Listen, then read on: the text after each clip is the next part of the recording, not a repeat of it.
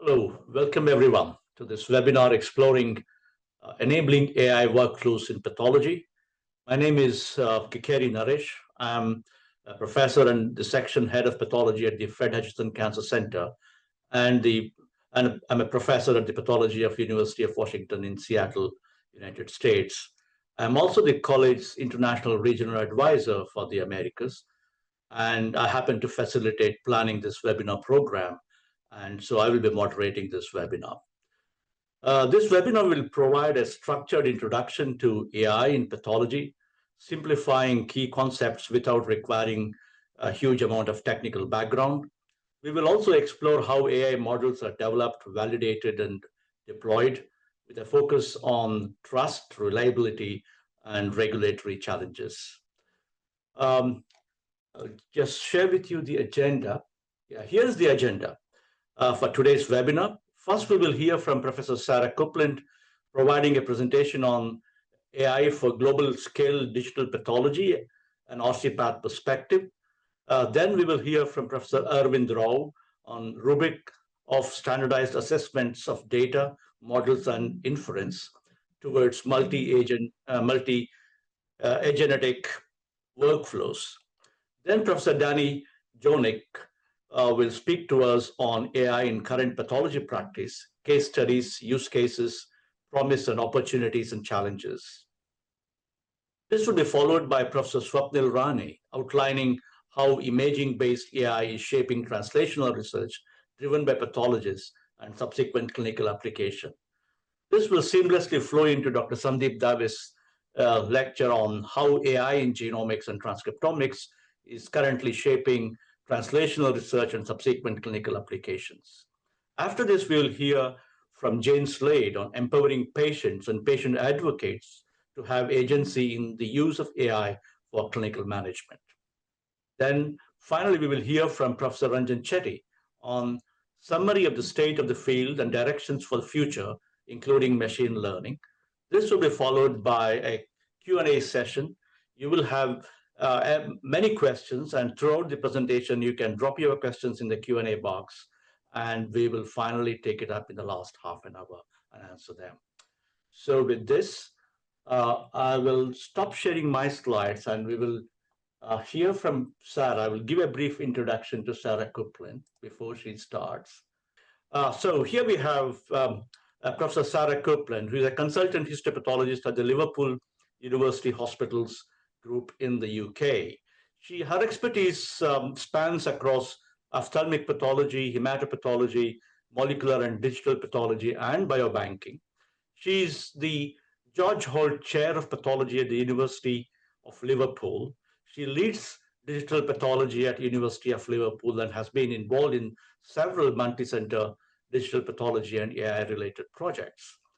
Professor Copeland is the current registrar of the Royal College of Pathologists, and she is the president of the Pathological Society of Great Britain and Ireland, or the PathSoc, as we know. Sarah, over to you. Thank you very much for the introduction, and thank you very much also for inviting me to give an introductory talk in advance of this wonderful webinar. So I actually just returned last night from the European Society of Pathology meeting, where AI, digital pathology, and the application of AI in workflows in pathology is a very hot topic. So in my very brief overview, I'm going to be putting forward the case for the application of AI in digital pathology, but also providing some caveats which we have to address before broad spread implementation. So I guess I'm just sort of changing the title, should we be applying AI for global scale digital pathology? And this is a question I guess we hope to address during this webinar. So where are we now? What's in development? What will be in 5 years' time? Or could it even be less than 5 years' time? And is that where we actually want to be? And then some final conclusions with respect to the where the RCPath considers what should be done.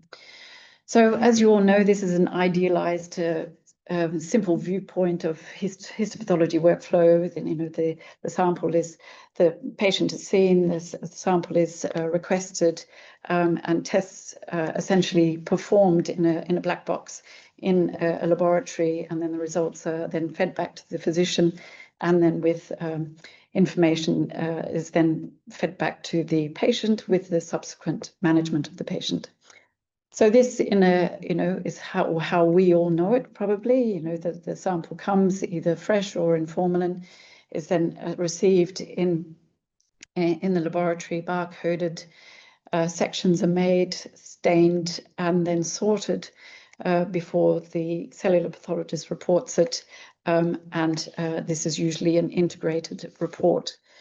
If we want it done faster, then if it's done urgently, then everything is fast-tracked, and again, perhaps within a shorter time frame, the report is given out to the physician. If it's even more urgent, then we have frozen sections performed in the operating theatre under a lot of pressure before the remaining piece of the tissue or sample is then placed in formalin for the usual workflow. So in our training in pathology, we go through years and years of pattern recognition, and this is essentially what is happening with AI when we're feeding in lots and lots of images into the deep learning, machine learning programs. And so we repeatedly look at all sorts of images, be they histological images, cytological, and from a variety of different tissues. And if we're not sure ourselves, then we sit together with our friendly colleagues, and then we essentially do open the textbooks, either physical textbooks or e-textbooks, and then we do what's called wallpaper matching, and then, hey presto, we come up with the diagnosis. And this is all based on the histomorphology, but then obviously then we have incorporate all of the adjunctive tests, which include the immunophenotyping, perhaps the FISH, the molecular testing, and more recently, next generation sequencing, building into a final integrated report. So there has been a paradigm shift, and it's hasn't only happened in the last 20 years since I've been reporting in the UK, but certainly it is accelerating even in the last 2 to 5 years. And so it is really molecular pathology in real time and being integrated into digital pathology. To add to all of this, the samples are getting smaller and smaller, and so we're being expected to produce as much of a diagnosis and squeeze out of much information out of these smaller and smaller pieces of tissue. And then we have an increasing workload, and this obviously we all know about this. Following COVID, there was this backlog following the pandemic, and so we had to really work through this backlog of cases, and this really, for many, almost was the last straw, causing the camel's back to break. But this is why we really need to grasp and take on board new technologies, including the digital pathology and including help, for example, via AI. But the process is old, as we all know. If we were to look at biochemistry in 1920 and compare it to 2020, you can see that there's been considerable advances, perhaps not so much in histopathology. However, we are playing catch up. These images are provided by Michael Eden from Cambridge, and he compared it really quite uniquely with the advances in telephones. And if we were to look at the equivalent, I think we'd probably be somewhere here still with the dial telephones versus the Androids or the Apple phones. So what's in development? Well, you probably all know and see it in your laboratories. We've got the barcoding, the automated receipt of the specimens. We also have automatic embedding for smaller samples. We have the automatic sequencing, again, for the smaller samples. We have digital scanning, and many laboratories within the NHS England are moving more and more to digital scanning, and such that the pathologists report from the digital slides. And we have a variety of different screens from which we can look at these images and then even teach from these images, as shown here in Leeds University Hospital. And this enables different ways of communicating with the clinical teams and certainly with tumor board meetings or MDTs, and that together with all of the digitalization of and the electronic records throughout the hospitals, then this does obviously improve the communication between the clinical teams and the transfer of information for the improvement of patient management. So we're going through phases, and this is, I'm sure the other speakers will be addressing this. We're not only looking at digital pathology, but we're going into computational pathology, and all sorts of machine learning algorithms and foundation models are being designed on a whole range of different tissue types, and predominantly histopathology, but also in cytopathology. So where will we be in 5 years' time? Or as I said, it could even be earlier.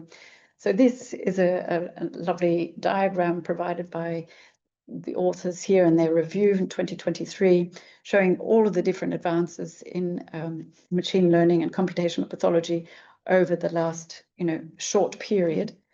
And this is a projection going forward. Most of them have been sort of pretty much 2D, or two-dimensional. However, it could well be that with the incorporation not only of the digitized histopathology slides, but also digitized radiological images, the clinical notes, the electronic health records, and the longitudinal data in terms of patient follow-up, that we're really going to be getting 3D, 4D, and even 5D information that has to be incorporated into all of our prediction models and management programs for the patients. This is just an example which is used in that paper that I just cited, how you can actually use ChatGPT to analyze images, so histopathology images, and which are automatically coming up with some reports. And so this could be the future, or actually could even be now. But this is something that we will have to take into account. So again, just sort of feeding into a question into ChatGPT, should we be applying AI for global scale digital pathology? The reasons that it came up were that, yes, we could improve diagnostic accuracy, apparently, to reduce the number of errors that humans are making, or trained histopathologists, increasing the scalability and accessibility of reporting, particularly in remote areas, efficiency and speed, consistency, apparently, and also with the digitization and the application of AI, it may improve data-driven research. So these are the reasons for implementing AI at a global scale. And there certainly is a market out there. I mean, I just looked at some literature available, and you could see that there's a digital pathology market report 2025, and it is huge. It's expanding rapidly, as you can see, particularly in the North Americas and India and Australia, and also in Central Europe. And this is you can see the markets per country as indicated, particularly in the States, but also in other areas across the globe. So is that where we want to be? I guess the question is to be asked. And I think the thing is that what we always have to be aware of is that we do have to pay a bit of catch up with the developing technologies. We always have to make sure that we're reviewing, and making sure that standards are maintained. And this was a very good review, a systematic review, which was undertaken by Claire McGinnity and Darren Traynor. And this came out very recently. I'm just going to highlight the take-homes in the abstract, which essentially showed that they did, a massive literature search And from the 2,976 studies, which they thought were reasonable to evaluate, they found that there was significant heterogeneity in the study design, and that there was, in more than one of them, an inbuilt bias with respect to the analysis of the data that came out of each of the reports. And so they did stress, and as you can see in the final sentence, that even though AI is improving diagnostic accuracy, it still does require rigorous evaluation and monitoring. And a table which was also in this paper is that which areas of pathology have been concentrated upon. And you can see that the vast majority of the studies have been undertaken in gastrointestinal and breast pathology, whereas there are certainly subspecialties of cellular pathology, where the power of the statements made in the different studies really needs to be increased via perhaps multi-center studies, or this increasing the numbers of samples which have been analyzed. So just to present the counter argument, we obviously have to take into account, because of the poorer statistical power of some of these studies, we have to take into account bias and generalizability. We certainly have to take into account, and I think we've all know this, data privacy and security. Obviously, there needs significant infrastructure investment and development, and there requires the regulatory and ethical oversight. The college is definitely speaking to policymakers with respect to investment in the UK, and the investment which was required in the infrastructure to establish digital pathology nations-wide, and as providing the equity and equitable access to this infrastructure.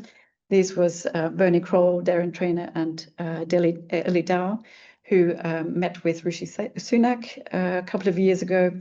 And then more recently, there were a group of us who presented and spoke with Wes Streeting when the new 10-year plan was being announced. So just to conclude, I know that was a whistle-stop tour, but I only had 15 minutes, and I want to make sure that there is sufficient time for the other speakers, and there will be a Q&A at the end. The college did put out a position statement in 2023. This is obviously almost already outdated, and it is available on the website, again, put together by authors such as Claire McGinnity, Darren Trainer, and others. But these are the summary statement at the end of this document, and the college will engage, obviously, with the government, and it is doing that with regulatory bodies. It's trying to instigate digital pathology in the education and training activities for all consultants and trainees in digital pathology and AI. And it is trying to maintain and develop standards where possible. Which this is an addition, a proposal going forward when it comes to global healthcare, is that it will significantly promote the release of robust digital pathology networks, and not only to improve the reporting and the interconnection between the different health systems and resources, but also improve the training and enable research. So with that, I thank you very much for your attention, and I'm happy to take questions at the very end of the webinar. Thank you very much. Thanks, Sarah. While Dr. Rob is going to share his slides, let me start introducing him. Dr. Arvind Rao is a professor in the Department of Computational Medicine and Bioinformatics at the University of Michigan. His group uses image analysis and machine learning methods to link image-derived phenotypes with genetic data across a huge biological scale, from single cells to tissues to radiological data. And these methods have have found application in radiogenomics, in drug repurposing based on phenotypic screens and spatial profiling in tissue, as well as in spatial transcriptomics. Arvind received his PhD in electrical engineering and bioinformatics from University of Michigan, specializing in transcriptional genomics, and he was a Lane professor, postdoctoral fellow at the Carnegie Mellon University, specializing in bioimage informatics. He is also a fellow of the Royal College of Pathologists. Over to you, Arvind. Thank you so much, Naresh. Really appreciate it. I hope I'm audible. So I just wanted to, firstly thank Dr. Kupin for such a fantastic introduction, because I think it leads, perfectly into what I'm going to say. And I think one of the takeaways from one of the papers that she mentioned was this notion of rigorous evaluation to ensure that these things are being deployed at the point of care in a very coherent and systematic manner. So with that in mind, this conversation that I'm going to be embarking on is around what might rubrics look like for assessments of data, models, and inference, going towards where the field is going, which is multi-agentic workflows. And what might that mean in the context of uh, digital pathology? So this group needs no introduction, but to put it very, very succinctly, in digital pathology as opposed to conventional pathology, essentially you have this notion of trying to go from glass slides, digitizing them, computerizing the analysis, and then achieving some sort of systematic objective diagnosis, right? When it's objective, while it is reproducible, it may not necessarily always be right. So you need aspects to think about what might be the epistemological origins of the decisions being made by the AI. And so there's an inner circle and an outer circle when you think about digital path and you think about AI in that regard. In the inner circle, involving the pathologist, AI can be used for detection of cells, different cellular subtypes, histological primitives. You can talk about quantifying them either individually or as counts or even as spatial signatures. You can think about grading disease. You can think about diagnosis of the overall tissue, but also demarcating areas of the tissue that have different histologies. There's a lot of heterogeneity in cancer, for example, and looking at histology in that kind of a manner helps us be more systematic. And then you can then use these concepts in the outer loop, which is when you connect with an oncologist. Like I said, I work in the space of cancer, and so when you start having this interface between the pathologist and the oncologist, then other things come into play. Is using pathology as a companion diagnostic to evaluate patient prognosis, early assessment of response for drugs or treatments, identifying patients or stratifying them for different kinds of prognostic possibilities, and then also trying to map that to aspects like genetics and genomics and looking for phenotypic, genotypic, or phenotypic genomic correlations between what we are seeing at the level of FISH or RNA-seq and what we are seeing on the morphology side. So it's really a very interesting place to be. And so the argument that can be made is clinical decisions are being increasingly influenced by AI, as we just saw in the previous talk. And we also saw in the previous talk that aspects like trust, safety, reproducibility, accountability become critical parts of this conversation. For example, would you sign out a case based on an unvalidated antibody? Perhaps not. And so the question is, there are aspects that we need to now start using to credential these AI systems that might help us to be a lot more objective about their deployment rather than what we've seen in other applications that are not as mission critical. And so while there are advantages of incorporating digital path in the clinical setting, some challenges remain. And those pertain to a variety of different aspects. We'll go through them a little bit. One is around data use and requirements. And while the advantage would be that now you have digital data available to a much wider community, the notion that data feeds the models and the models are only as good as the data being used to train them creates this sort of a perpetual loop where unless you can have good quality data going in, the models are sort of, their hands are kind of tied. And the other aspect is assuming you have good models, you have deep models, the ability to be able to extract interpretable features and use that for decision making is another aspect that becomes really important.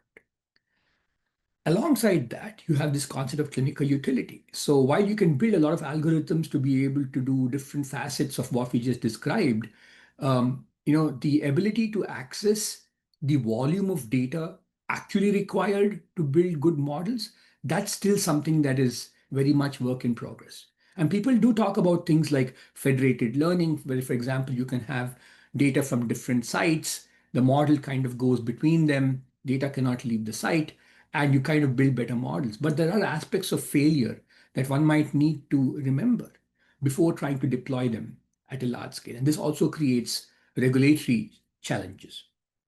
Then, of course, there's the promise of efficiency, right? But doing something wrong efficiently is not really efficiency. So one has to be very, very careful about algorithm development in that context. And then finally comes cost, right? And so while there is the promise that there is a better opportunity for management of pathologist workflow, at this point, the jury is still out, I would say, right? Because the financial cost of the infrastructure required to make those things a reality, that's very much an evolving quantity alongside the regulatory issues. And of course, reimbursement for the cost of AI-based systems is largely a work in progress. And so where does that take us? So there's been this notion that while there's a lot of euphoria and energy and enthusiasm around the deployment of AI and more recently generative AI in many of these applications, a startling statistic is that only about 5 to 15%, maybe 25%, of these proofs of concept even graduate to routine deployment. Right? There have been two reports, one from Accenture, the consulting company, and one from MIT, both of which give these kind of statistics that say that while we have very nice proofs of concept in aspects like pathology, radiology, oncology, their transition to routine deployment has still been plagued by problems. And so what's happening? A very straightforward way to put it is that piloting is easy, right? Anybody can build a pilot project in their backyard, and that doesn't mean you can necessarily deploy it at scale. That's a very different ball game. And so the ingredients one needs to think about to be able to go from a pilot project or a hobby to a real deployment involves a lot more thought along a lot of different axes: the data, the model, the inference from that model. How is data going to be fed back to build a better model? How do you practically involve the human in the loop? How do you look at aspects of multi-agentic workflows? So all of this converges to two parts. And I'll put you in the driver's seat for a second. Let's say you're a CIO at a top 10 large corporate hospital system. You invite a tender or a bid for AI systems for pathology interpretation in your hospital system with the intent to deploy on the EHR or the EMR for your physician's augmentation. How would you evaluate bidders? You're going to get several people competing with bids. Everybody's got a 99% or 99.99% accuracy. Their marketing materials look fantastic, and they have very different price points. So how do you make a decision about the right tool in your individual organization's ecosystem? And while the marketing materials with ROC curves and accuracy metrics are a reasonable start point, I would argue the picture is a lot more murkier. For example, when you say 99% accuracy or 99.99 accuracy, the question is what 1% or 0.01% are you actually missing? Right? What is the source of those misses? Given that in pathology and in oncology, there's a heavy cost asymmetry. What I mean is that the cost of getting something as a false negative or a false positive can be very, very egregious, right? They can have vastly different consequences. Other part is ease of deployment. Again, like I said, proofs of concept are easy, but the moment you deploy them at scale on the organizational level, IT aspects also become very, very pertinent. Also, if you're having a shared infrastructure, deployment becomes a very, very big part of the conversation.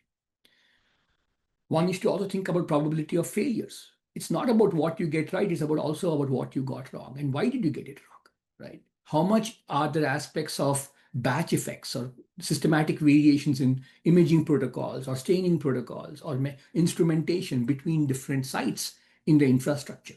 How much does that impact the quality of the AI's predictions? And especially in this day of multi-agentic workflows, you now have a very unique situation. You can now start chaining AI models from different vendors, from different applications, all into one giant workflow. The only little issue is very rarely do these companies talk across each other. So you're chaining multiple components almost for the first time, and no one's ever cross-calibrated them. So what does it mean to have that sort of model cascade? And then last but not the least, there's a human element, right? I would argue that a significant fraction of AI-related issues in deployment are not technology issues. The issues to do with transparency, workforce development, and culture.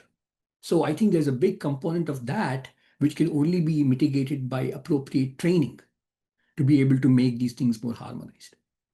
So that also speaks to the notion of how competent are all the users in the pipeline with AI. I'm not saying everybody needs to be an AI engineer or learn all the mathematics, but at least have a qualitative sense of what AI does for their function so that they can use it as a reliable tool.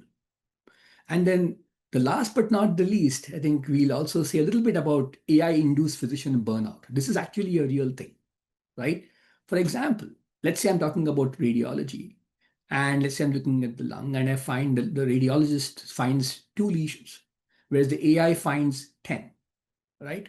Now, the human has to now sort of work with the AI system to figure out which of these 10 are actually genuine. It might very well turn out it's looking at some sort of artifact, right? So you're actually multiplying the work of this individual. So the notion of physician augmentation just gone out the window, right? Essentially, you're having a situation where you're increasing the work and not really augmenting anything. So there are multiple components here. We'll talk a little bit through because we're talking about rubrics. So we said data, model, and inference. And so one rubric for data sets is what is called data sheets for data sets. This came out of Google a few years back and speaks to this notion that ML or AI is only as good as the data it is used to train on. It has multiple components. Things like why was the data set created? For what purpose was it created? What's its composition? What populations is the data coming from? What is missing? What is the nature of the missingness? Is it because it's pediatric versus adult? Is it missing because it's a certain kind of scanner?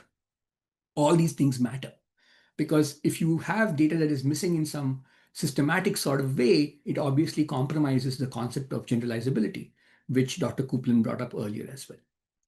Then there's aspects of pre-processing, right? It's the unspoken, actor in this process. Unless you can clean up your data appropriately, and you have a continuous stream of incoming clean data, there's always going to be a difference between what you showed in a proof of concept versus what's going to happen in the real world.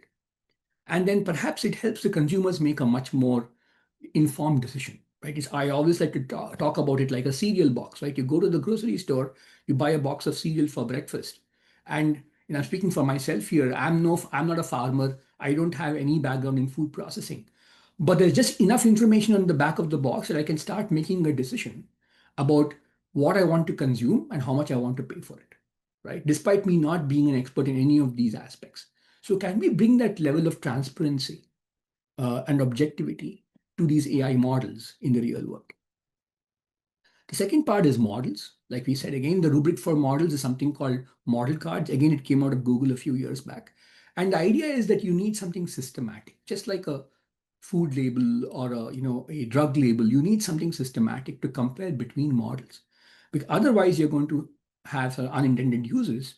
And so only with this kind of model credentialing can you actually have compare models for traditional metrics as well as for ethical perspectives.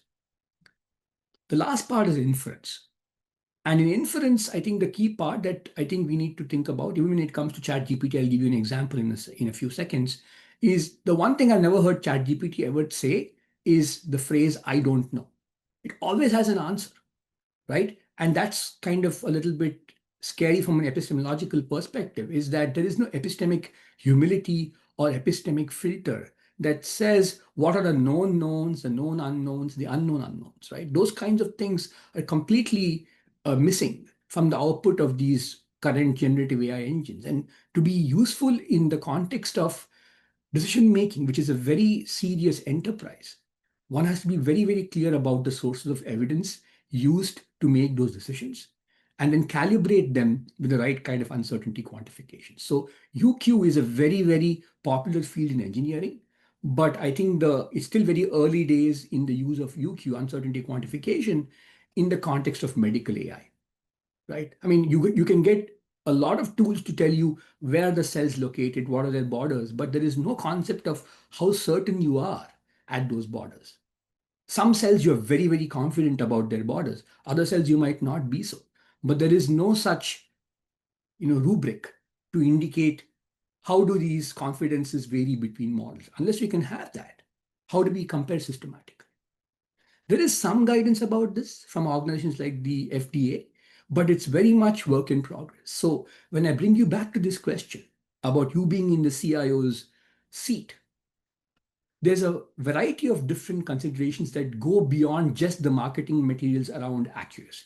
That's the beginning of the conversation. That's far from the end of it. So while an accuracy metric might get your foot in the door to start the conversation, the number of elements you need to think about downstream of that is much, much more involved. And so taking inspiration from this concept of the checklist manifesto from Atul Gawande, who is a physician in Boston, he talks about this concept of using checklists that the people use in the aircraft industry as a way to improve processes in the operating theater. And I would argue a similar kind of checklist manifesto needs to now start coming into pathology and digital path. One, from the organization's perspective, which is if you are the CIO, how would you evaluate your own AI readiness before you can deploy a solution? Because if you're not AI ready as an organization, even the best solution cannot rescue, the situation.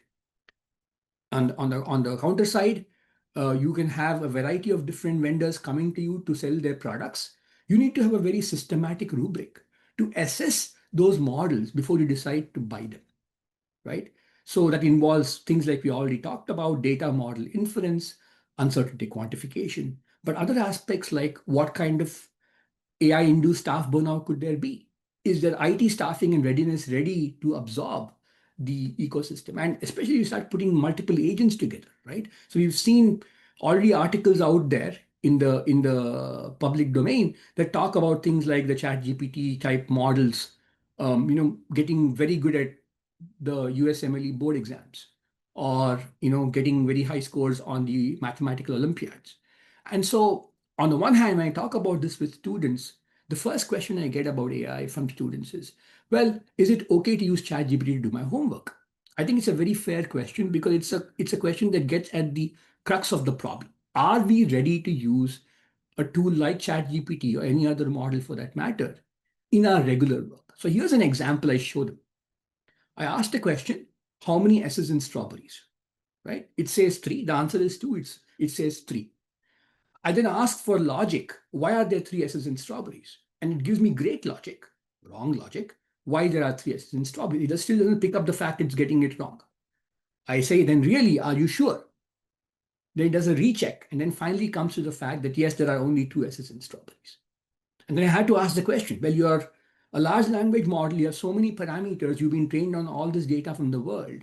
How did you make such a basic mistake? And it gives me a very, very flimsy excuse. It says, this is an oversight caused by a mental shortcut, right? So a AI agent is telling a human being that it took a mental shortcut. You can see, how complicated that whole conversation can just become, right?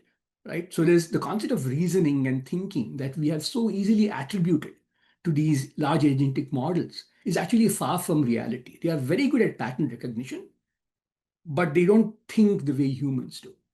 And so when we use these words, we need to be very careful about what it means to be able to do reasoning or thinking, those kinds of concepts. And the problem doesn't end there, right? As you begin to chain these different agents together, there are aspects of model changes, data drifts, hallucinations, and a consequence of that is physician burnout. So, it's very reductive to be able to say that medical practice is just answering a bunch of yes/no questions. There's a whole concept of history taking, proffered history, elicited history, iterative inquiry, all of which needs to also become mainstream as part of these conversations to actually make AI a reality. So what I'm going to converge to is this concept that while we talked about data, models, and uncertainty, the concept of human AI collaboration and governance therein is critical, because at some point there's going to be a handoff from an AI agent to a human, or conversely from a human to an AI agent. Unless that kind of calibration and that handoff is well established, there can be a lot of room for error creation, error propagation. And so we need to think about epistemic audits, ethical audits, to ensure that we can very clearly clarify what we know and what we don't know, and how do we know what we know. So with all of this, I'm going to converge to this notion that this is a growing effort. There are efforts like the tripod large language model framework, and they involve multiple interdisciplinary kind of teams to come together to build these kinds of frameworks. So really one has to put all of these ingredients together to achieve these kinds of rubrics. So with that, I'll close and I'll say that, I think the key part that's important to remember is training across the deployer developer continuum is really critical. And as we begin to invest more into these areas, education is going to become a really, really important construct. Thank you for your time. Thanks, Arvind. That was an excellent presentation, really. Gives us an idea of where we need to be careful and how we navigate. Thank you. Next, we have Professor Danny Jonigk. As you can move the presentation. Okay, thank you.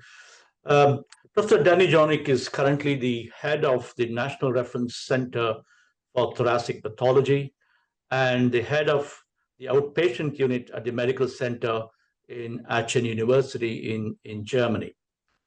He is the international regional advisor for Europe for the Royal College of Pathologists. Another important fact is that in 2022, Johnny was a finalist in Falling Walls Science Breakthroughs for the year 2022, which is a great achievement. Daniel, over to you. Thank you very much. Ladies and gentlemen, dear colleagues.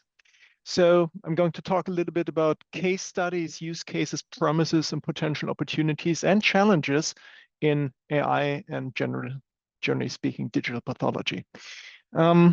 Considering that it has been about 150 years since Rudolf Virchow came up with the traditional concept of cellular pathology, while our machinery is somewhat changed, histopathology hasn't really changed all that much. The microscope you see on the left-hand side is pretty much quite like and function like my BX53 from Olympus, which I have here on my desk. So when we consider that, we are still changed or plagued with traditional ailments, so to speak. There is substantial inter-observer variability in traditional workflows depending on where you were trained and what subject you're actually dealing with. There is, and objectively is, disagreement in histopathology, especially in like early inflammatory or early dysplastic lesion, may it be Barrett, may it be Wilms tumor, or for example, in situ lesions in the breast. And that is something we have to acknowledge. Also, depending on what country you're working in, you're faced with a far larger workload compared to colleagues who are practicing in other countries. And just to highlight the UK and Germany here, there's substantial disparity. And that can be objectified. The number of lines that we put in our diagnosis on national or international level is increasing. The number of tissue blocks per patient or per sample is increasing. And the complexity and the workload, think for example about molecular pathology, is also substantially increasing. So we are faced with challenges and substantial ones. And potentially digitalization and AI is offering a way out of this. Also, I would like to stress the point that digital pathology and AI are just two very small pieces in modern pathology, and we have to take that all into consideration.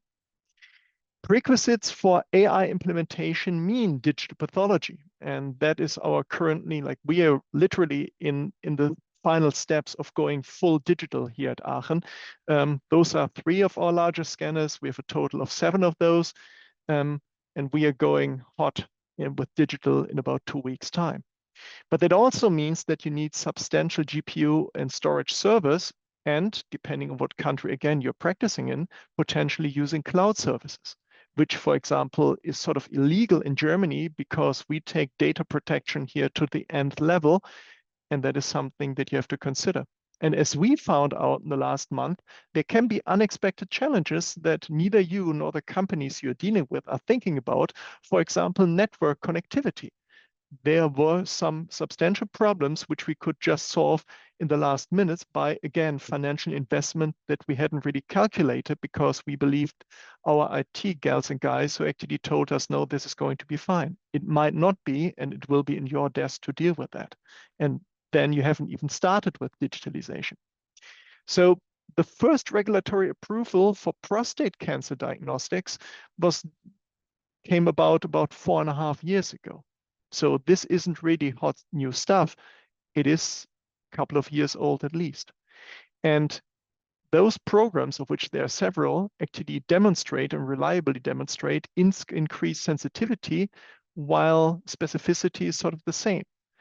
Now, that doesn't mean that you can actually use a not so experienced pathologist to do an experienced one's work, because as we just heard, you need to be critically evaluate what the program is telling you, but augmented diagnostics is coming along and it's most likely going to increase sensitivity.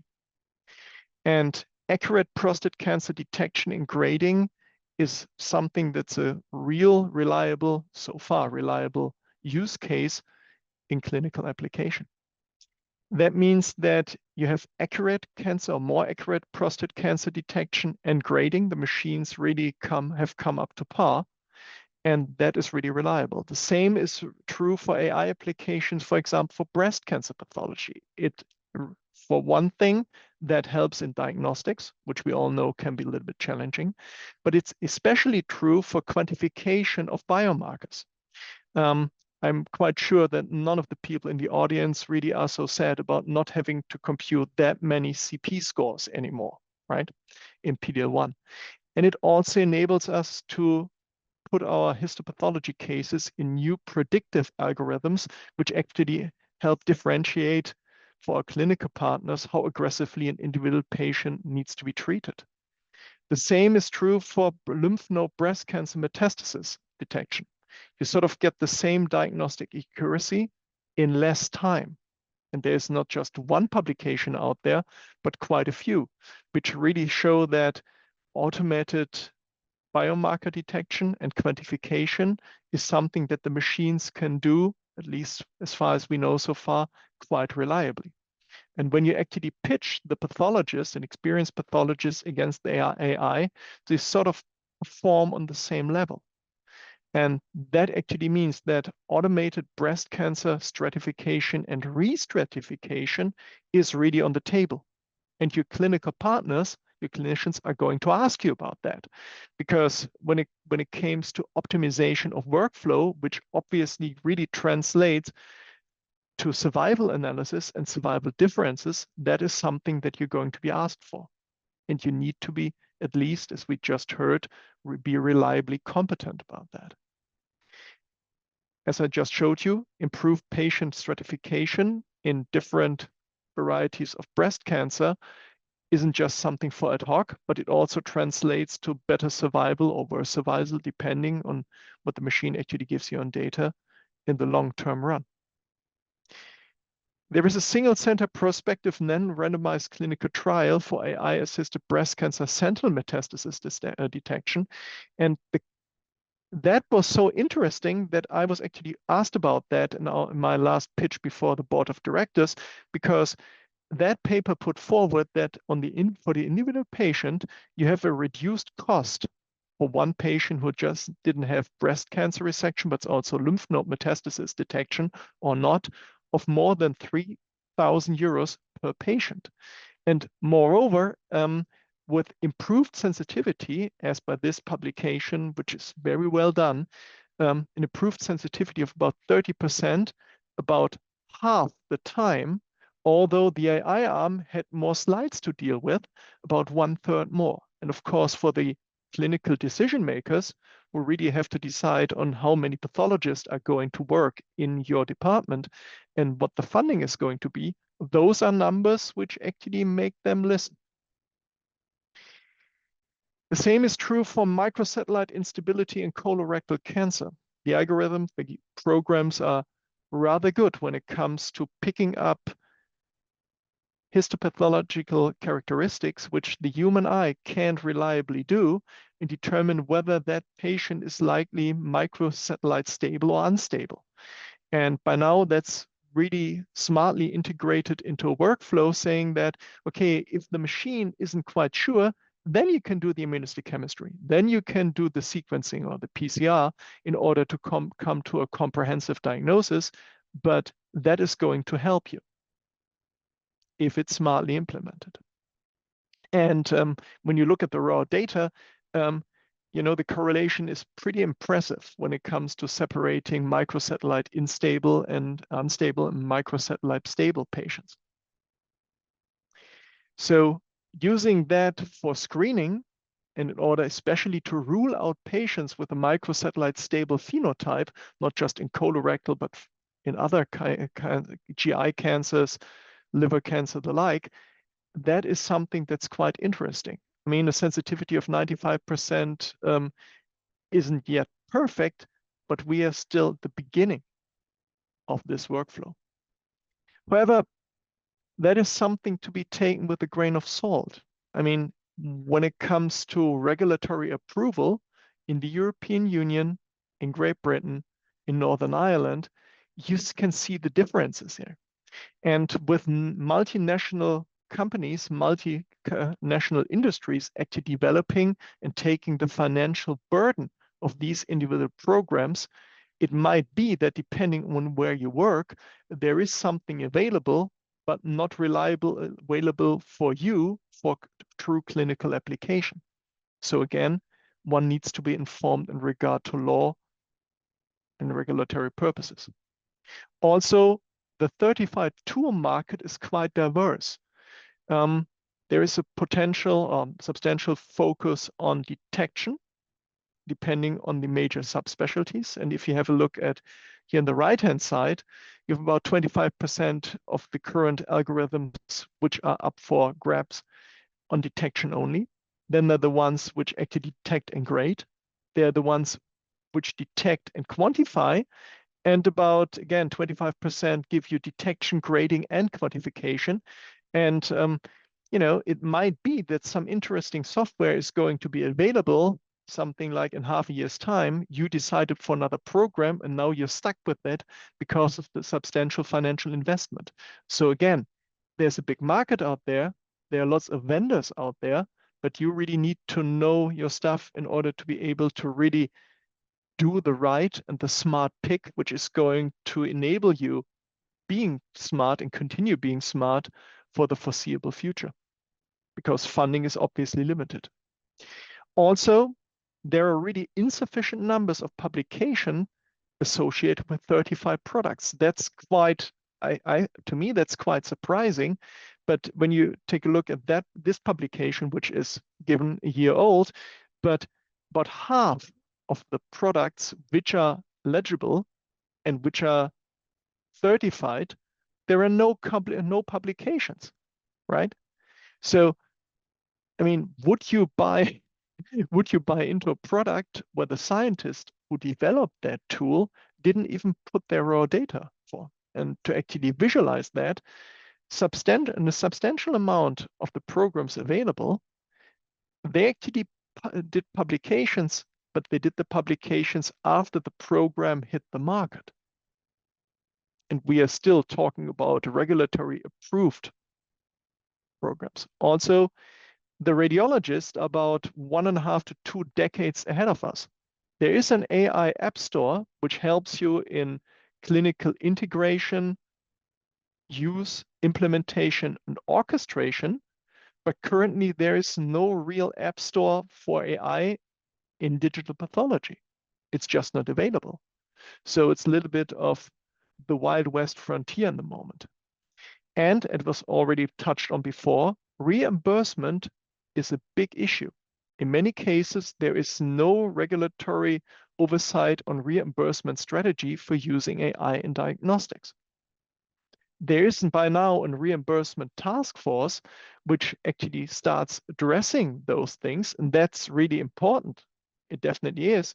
Because, for example, I had somebody offer me a tool for microsatellite instability assessment in digital pathology a couple of weeks ago, and they actually checked that the reimbursement for MSI assessment in Germany is something like 300 euros, right? Okay. And so they figured, yeah, so we will charge 290 euros per case. But of course, those 300 euros come indirectly out of the pathologist's pocket. So by using the AI tool and not performing the immunohistochemistry and the PCR, I would actually hurt my reimbursement double. And a lot of the companies which actually bring forward these programs have no in-depth knowledge of reimbursement strategy given in your country, which again is substantially different from the next. And that is something to be taken into consideration. I have a colleague here at Aachen University who's thinking 2 steps ahead, because he says, well, it will not just be the pathologist. It will not just be oncology. It already is radiology. So every specialty is going to employ their specialized AI tools. So how to orchestrate that? He says, well, we need an autonomous agent which actually orchestrates the different AI multimodal programs in an agent pipeline to really orchestrate our tumor boards, because that's something we have to talk about. I mean, that is sort of looming, that AI is going to orchestrate our activities and our AIs for a given patient, but that is something that's just beyond the doorstep, and it will hit us. And we need to be able to provide a smart answer when we are going to be asked this question.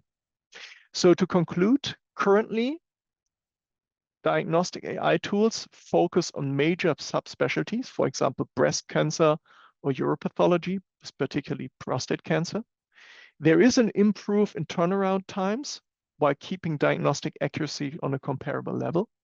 The upcoming challenges are there are several tools who do not publish their developmental data, so it's difficult to make a sound judgment.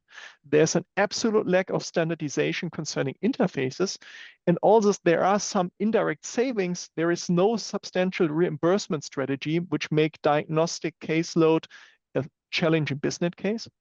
And to conclude, digital pathology and AI is just a tool. It will definitely not replace the pathologist, but there is a potential that pathologists would transfer to digital and AI might replace the ones who do not. Thank you very much. Thank you, Danny. Next, we have Swapnil Rane, Professor Swapnil Rane from Tata Memorial Center, Mumbai. He has been a professor since 2015. His medical practice comprises of anatomic pathology, molecular pathology, and cytopathology, focusing on head and neck cancers and urological cancers.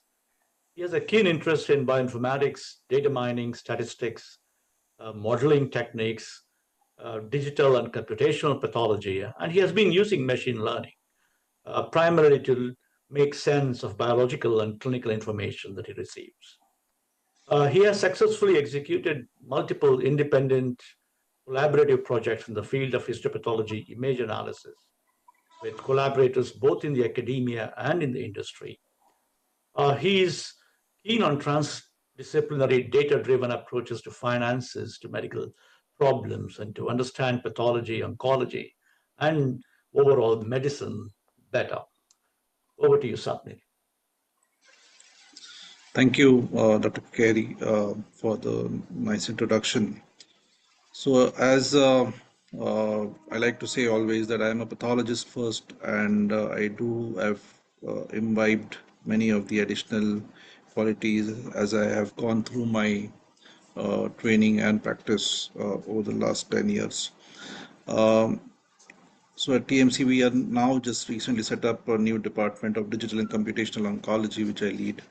And we are recruiting a lot of data scientists, computational engineers, as well as bioinformaticians, along with medical people who are interested in all of these areas to join our efforts in taking all the AI/ML from the bench to the clinic in real life. So broadly, this is what I'm going to talk about, how pathologists are involved in diagnosis and research, how AI is actually transforming all of this, and the role of pathologist as the primary end user of most of the AI in pathology, but also as a driver for the AI in pathology to reach clinical practice. And of course, there is a reverse flow of brain and information from the clinic to the bedside again. While this is the outline, all of this is going to kind of merge with each other in many of the slides, and I'm going to just talk about how things go. As we all know, a pathologist is primarily a morphologist, very well trained and good at pattern recognition. In fact, the expertise of pathologist or the increases with time, and the ability to see obvious and not so obvious patterns within the slide is enormous. Similarly, most of the AI is essentially pattern recognition, whether they are tissue patterns, cellular patterns, recurrence patterns of tumors based on the morphology, protein expression, genomic expression, and all the other patterns that are now being studied from the same glass slide. We have been doing this looking at the gross tissues to the microscopy. Obviously, there's a big process involved in transforming the gross tissue to the microscope. But with the advent of digital pathology, the only thing that has changed is that the glass slide, the microscope is replaced with a scanner, and we are still looking at the morphology patterns based on what our training has been for these centuries. We integrate as a part of diagnostic practice, we integrate our gross findings, our microscopy, the protein expression, and now genomics along with the clinical information. And we have a number of minimum data sets as to what the report should contain, starting from which give diagnostic, theranostic, predictive, and prognostic information. But when it comes to research, we often tend to go beyond these minimum data sets. We have information coming in from the animal studies, from the databases. Many of us work with both human as well as animal tissues. There are research databases, there are image databases, whom we again use all of these information and try and integrate this and make sense for both the clinicians as well as for the basic scientists. So we very much sit at the fence of the bench and the clinic, and that gives us a lot of abilities to transcend boundaries across these various disciplines. The major change that has happened obviously is that instead of the glass slide, we are now looking at the digital pathology slide with intent detail. It has its own advantages. This is not going to be about the digital pathology, but the real most pathologists, what they realize feel in the first place when they look at digital pathology is that the look and feel of the digital slide is pretty much identical to the glass slide. I can navigate the digital slide pretty much very similar to what I am trained for over the last decades.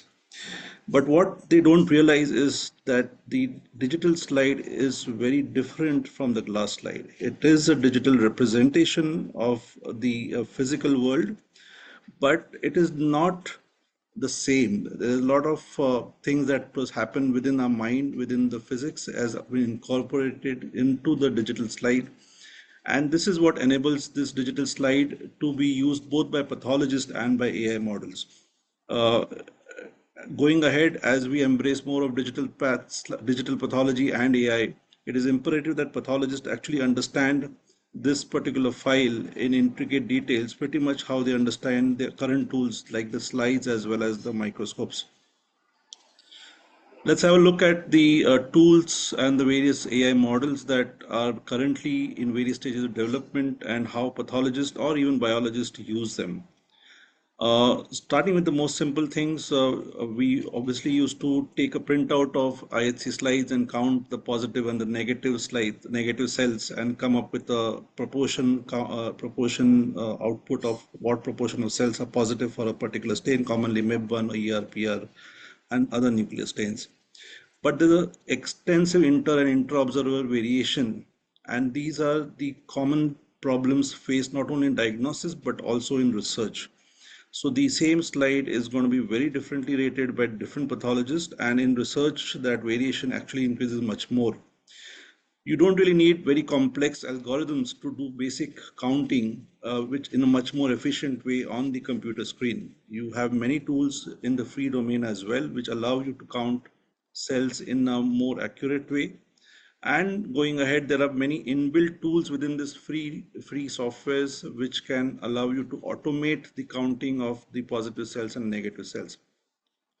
Now, what has been clearly shown is that pathologists who use computational tools also decrease their inter-observer variation and their error margins, and that because independent of whether they are expert or they are novice pathologists. Overall, there is in reduction in the intra-observer as well as inter-observer variation. That is the minimum benefit that you get from using computational tools. Of course, this computational counting tasks range beyond just the nuclei, but there are many other in the research domain, counting cell colonies, the toxicity assays. All of them require a lot of these counting tools, which can be straight away automated using many of these AI algorithms, and they reduce the workload from which range from for 1 hour, nearly more than an hour for this kind of a plate, to less than 1 second. So all of this is extremely helpful in accelerating the rate of research that can happen in your organization. Going ahead, there are more complex algorithms that can score IHC slides and also predict them. Starting with the simple things like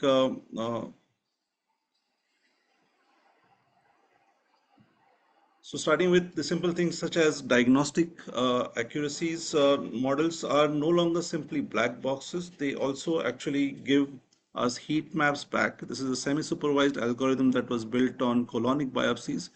And what we get from it is not only whether the biopsy has a tumor or no, but it also throws back heat maps onto the image as to where the model thinks are the tumor areas. Now, the problem with this interpreting these heat maps is that what do you do with the patches which are negative but they do contain tumor? Now, this is a very this is still again not a very clear area as to how to interpret these intermediate patches which are within the high positive heat map regions. The models have obviously reached a very high level of accuracy, reaching almost 100%, better than most of the experienced pathologists and definitely better than the students. What needs to be seen is that the expertise that pathologists achieve is actually gradually over a period of years. The accuracy of pathologists is high, increases as the time they have spent in the domain. Of course, there are exceptions when you have very young pathologists who have very high accuracies, but those are exceptions than the rule. Tumor versus benign, histological subtyping, grade classification, quantification of IHCs, and even molecular subtyping are extremely well-known problems that are easily tackled by AI algorithms. And it has been clearly shown that the accuracies of the AI algorithms is significantly high, reaching up to 99% sensitivity and 99% specificity for detecting malignant tumors. And although in this particular study the accuracy, sensitivity, specificity was lower for the benign, is essentially a representation of the algorithm, the data that was given to the models for during the training process. So the real gist of all of this is AI allows automation while not losing the expertise in most situations. There are obviously exceptions and there are loopholes that need to be addressed in most of these algorithms. Node screening algorithms were one of the first large-scale algorithms, large-scale tasks that were targeted. primarily starting with breast cancer. And now you have these Camelon challenges that happened in 2016 and 17, where the models that were used largely semi-supervised could reach very high levels of accuracies, detecting even the micrometastasis. What we have tried using all of this is that we initially trained a model on Camelon data sets, which is essentially breast cancer nodal metastasis slides, but we also went ahead and tested the same model on oral cancer, colorectal nodes, breast cancer nodes, and thoracic unibladder nodes. Now, overall, the AUCs seem quite high, the positive predictive values seem quite high, but they are actually a drop in the level of accuracy that was achieved for the direct positive, the breast cancer positive mets detection itself. So there is always a drop in the accuracy levels when the models are tested for slides that they were not trained on. Another reason why many of these algorithms have still not reached clinical practice is that only detecting whether a tumor, whether the node is metastatic or not, is not enough. You need a lot more than that. You need to segment out the tumor. You need to know the size of the tumor. You need to detect whether there is an extranodal extension and also measure the dimension of the extranodal extension. All of these tasks cannot be completed often by a single model, and you need often multiple models working together in a pipeline with enough accuracy between them. To correlate, to bring together the results of multiple models is also a difficult task, and that is where most of these models are, that is one of the reasons why most of these models have not yet reached the clinical practice. AI models have always been a black box, but some of the newer methods like the semi-supervised learning, as I've shown before, they can throw heat maps onto the slide telling us where the model is focusing on when they put a label whether the node is metastatic or not. So in this example, as you can see, the positive nodes, we can see the heat maps, but in the negative nodes also we see similar heat maps within the sinuses. Although the model has classified them as negative, it is not very clear why the model is focusing on the sinuses, whether it is detecting the sinus, this particular pattern to be associated with negative metastasis, or it is confusing it with the actual metastasis is not very clear. It's not totally clear how we reach this particular interpretation, how we interpret these heat maps. Nevertheless, the accuracy that we were able to reach with these kind of models is beyond what is required for clinical practice in most situations. Going beyond what is obvious on the last slide, there are now models which can predict protein expression directly from the H&E slide. This is some work from one of our collaborators. We were part of the work where they used a series of models, initially to detect nuclei, then to model the nuclear heterogeneity with the ground truth of whether the case was HER2 positive or negative. And then they have reached very high accuracy levels. So looking at the H&E slide, we can now predict protein expression with high accuracies. Similarly, genomic mutations are being predicted using H&E stain slides. Again, some work from our collaborators where we were involved, where TCGA data sets were used with their genomic information to build a model that could predict whether BRAF mutation is present or absent in the thyroid cancer. These heat maps allowed us to look at the areas that the model is focusing on, but the exact interpretation is very difficult as to what the model is truly focusing on. Again, EGFR mutation prediction we have done before, but the point I want to highlight again is that the models trained on one data set do not work very well and with the same level of accuracy on another data set. So for example, at the bottom rows, you can see that the model that were trained on the TCA data set, when tested on TMC data set, there was a drop in the accuracy levels dramatically, and the reverse was true as well. So this is some of the problems that we face often with these AI models. HPV screening or HPV detection in oropharyngeal carcinoma is another prognostic and diagnostically important task. Currently, P16 is used primarily in the Western world as a screening tool. In the Indian population, The positive predictive value of P16 is extremely low, almost 50%, primarily due to the low prevalence of HPV in the population. But we were able to build a deep learning based model which could actually have better positive predictive value specificity while maintaining the negative predictive value of the H&E slide. It is not just true that it is not just about single proteins. There are now work happening that actually model the entire proteomic expression and genomic landscape onto the digital slide. Now, this is obviously very difficult to do. It requires millions and millions of slides to do this. The real advantage of this is that now we can actually model heterogeneity directly on the glass slides without perhaps without even doing the genomic studies in somewhere in the future. So these are some of the examples where the H&E based morphological assessment has been able to replace genomic tools to do heterogeneity assessment and other molecular analysis that we have been doing in the clinics.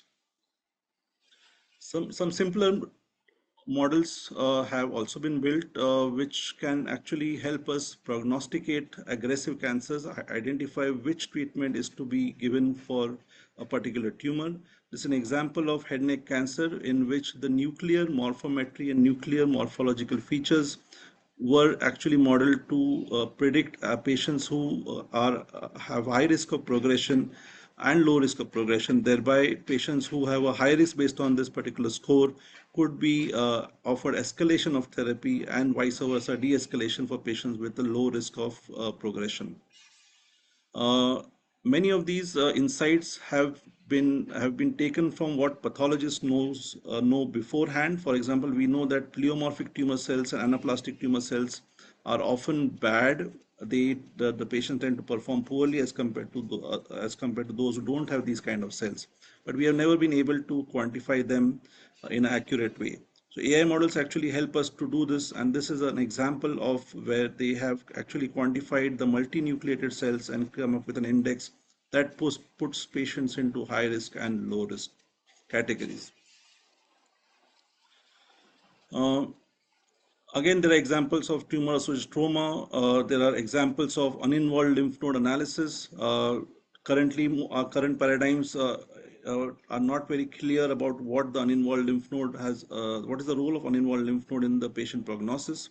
There is a lot of work happening in this area, and this is one of the papers that one of our collaborators came out with, wherein they could actually quantify the germinal centers and sinuses using deep learning methods, and the metrics that were obtained from them could again separate out patients with high risk of recurrence versus low risk of recurrence.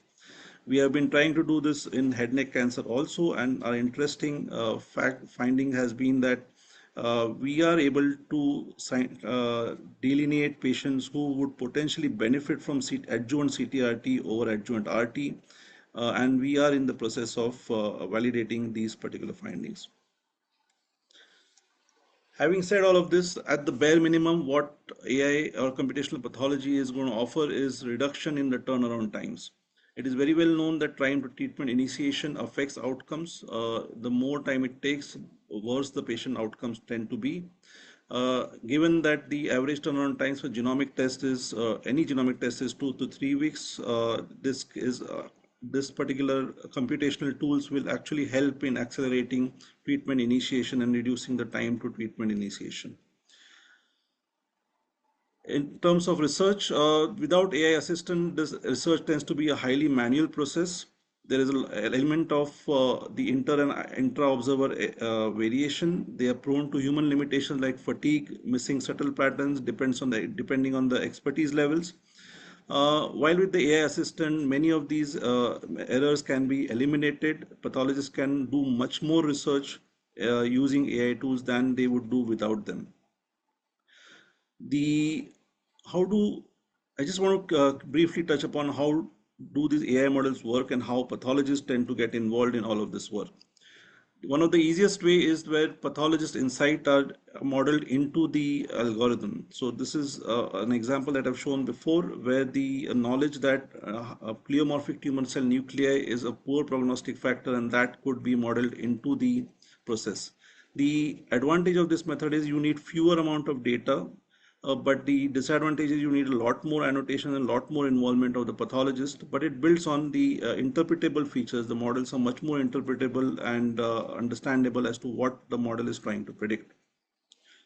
There are other complex methods that build on top of this, like the graph-based and topological methods, but they are a lot more computationally intensive. You essentially identify each and every nuclei and build a relationship graphs between the different cell types within the slide, and that is then built into a neural network that will identify what is prognostically relevant. This is, however, extremely data intensive as well as computationally intensive. The current boom has been largely due to the deep learning based work, and there are many different methods by which this is done. The most people have been most of the work has started as supervised, as the amount of data that was available was limited. But as the amount of data availability has gone up, the people have started moving towards semi-supervised and unsupervised, where the involvement of pathologists or domain experts to provide annotations and labels has starting to reduce. The advantage is the less involvement of the pathologist in terms of annotations, but the disadvantage is the amount of data, computational resources, electrical resources that are required to do all of this work. The basic principle remains the same across whether it is supervised, semi-supervised, or unsupervised, is to create a representation of the input image into a latent space, which is the features of which then can be used to train a task-specific model, whether it is a tumor diagnosis, whether it is a segmentation, whether it is predicting outcomes. However, most of the deep learning is still largely a black box. There are some methods that allow us to see what the model is probably looking at, but they are not totally explainable. I would So coming to the latest craze that has been there for the last around 2 years is the foundation models. Now these foundation models, there were in the last year there were around every 3 months a new foundation model was published, and this trend is still continuing. The foundation models have been trained on more than 10 million slides, and they learn more than 1,000 million parameters. And this is a very complex algorithm, and they take care of a lot of the variation that occurs due to inter-laboratory and inter-hospital practices, and the artifacts that are seen across scanners as well as the laboratories. The most of the work that gets published is largely preclinical, where they start with some data, do some feature extraction using either the standard models like ResNet or their pathology foundation models, and build some task specific training and go on to doing some internal testing on unseen cohorts. And very few studies actually work on the translation pipeline, where the preclinically developed models are tested in multi-institutional, retrospective, and prospective settings. Their robustness and generalizability is tested, and then or integrated into a clinical pipeline. Once they do get integrated, however, there is a lot of field testing that happens in prospective clinical settings, and then we do have to keep in place a lot of monitoring to look at how data is drifting or models are drifting, identify outliers, and put in controls like any other laboratory test that we would use. The clinical deployment infrastructure is highly complex. Simply building a model is not enough. You need to take into account a lot of IT, storage infrastructure, as well as the cost factors. And as mentioned previously, other factors like physician burnout and the other data management problems that you need to deal with. You need a lot of other algorithms along the way. There are not just the models that predict something for you, but you need to put in a lot of quality control models also into play. There are quite a few open source algorithms in place. This is one of the algorithms that is available, built by one of our collaborators, wherein we were able to show that actually if you use a pre-quality control model before you put the data into the model, the performance increases dramatically. The last few slides about generative AI. We have been using generative AI for a very long time. We have previously used this for simple data imputation for missing data in terms of text data. However, with the advent of image-based technologies and advanced in deep learning, now images can also be synthetically generated. There are a number of algorithms that use the same principle, that the they process the data in such a way that the models are the latent expression, the latent space is representative of the actual image, and then we use a number of methods to recreate many of these images. The Some of the examples are stainless or staining or virtual staining for histology, wherein using just the H&E slides or even unstained slides, you can generate many of the different kinds of stains on the same set of tissue. The 3D histology or whole block tissue imaging is another method which largely uses generative techniques to come up with non-destructive tissue histology, and is extremely has a potential role in preserving tissue for genomic analysis and other large-scale analysis as the tissue starts reducing. Of course, we have also seen the generative AI reports being used for generating reports directly from the histology slides, and this is one of the preclinical, research tools that is available from Modela, which actually can replace practically everything within the pathologist workflow. It does all the hard work of replacing or of going through all the slides and creating priority lists and highlighting, and has the ability to interact with the pathology, with the images and the text, and answering a lot of questions that the pathologist might have about that particular tissue. In summary, image-based AI has many roles in the pathologist's life. In the very basic level, automating human tasks with expertise is achievable. In addition, it allows pathologists and other medical teams to complete superhuman tasks which were previously not achievable. They are also able to generate evidence and hypotheses to drive new research and trials, and freeing the pathologist from the mundane task to do what requires a lot of thinking. Pathologists are primarily the end users, but they have a role in becoming the drivers in driving to in this evolution of AI in pathology, and there needs an effort to transcend the boundaries between the mathematical sciences and biological sciences to achieve this. Like my acknowledgements, thanks a lot for listening through. Thanks, Dr. Rane. That was an excellent presentation. Next, we have Dr. Sandeep Dave, who is a welcome distinguished professor of medicine at the Duke University. Dr. Dave received his engineering and medical degrees from the Northwestern University in Chicago. He completed his clinical and then the postdoctoral training at Northwestern, where he did internal medicine, and then he moved to NIH, to hematology oncology, NIH at Bethesda, Maryland, where he had further training. With a background in computing and in medicine, his research has moved into genomic approaches to better understand the biology of blood cancers and to clinically translate the application into genomic technologies. Dr. Dave has worked extensively and published extensively in peer-reviewed journals like the Cell, Nature Genetics, Blood, New England Journal of Medicine. In addition to institutional awards for his teaching and research, he's also been the recipient of many honors and awards, including the Research Scholar Award of the American Cancer Society and a Career Award from Doris Duke Foundation. Over to you, Sandeep. Thank you, Naresh, and thank you and the organizers for inviting me to speak today. I'm going to talk about integrating genomics with the diagnosis of cancer. These are my disclosures, which I'll come back to in a moment. And here's the outline of my talk. So I'm going to talk about I'm going to start by talking broadly about the application of genomics in blood cancers, which is kind of the area of our focus. And think about this gap that exists in the clinical translation of genomics, where we know that genomics is a really powerful tool, yet it is underutilized in the clinic, and kind of explore why that is the case and how that could be a barrier to kind of thinking about next order applications like AI and so on, and bringing it to the clinic. So I'm going to talk about our approaches to solving this problem of translation and think about how this can enable AI and other evolving approaches.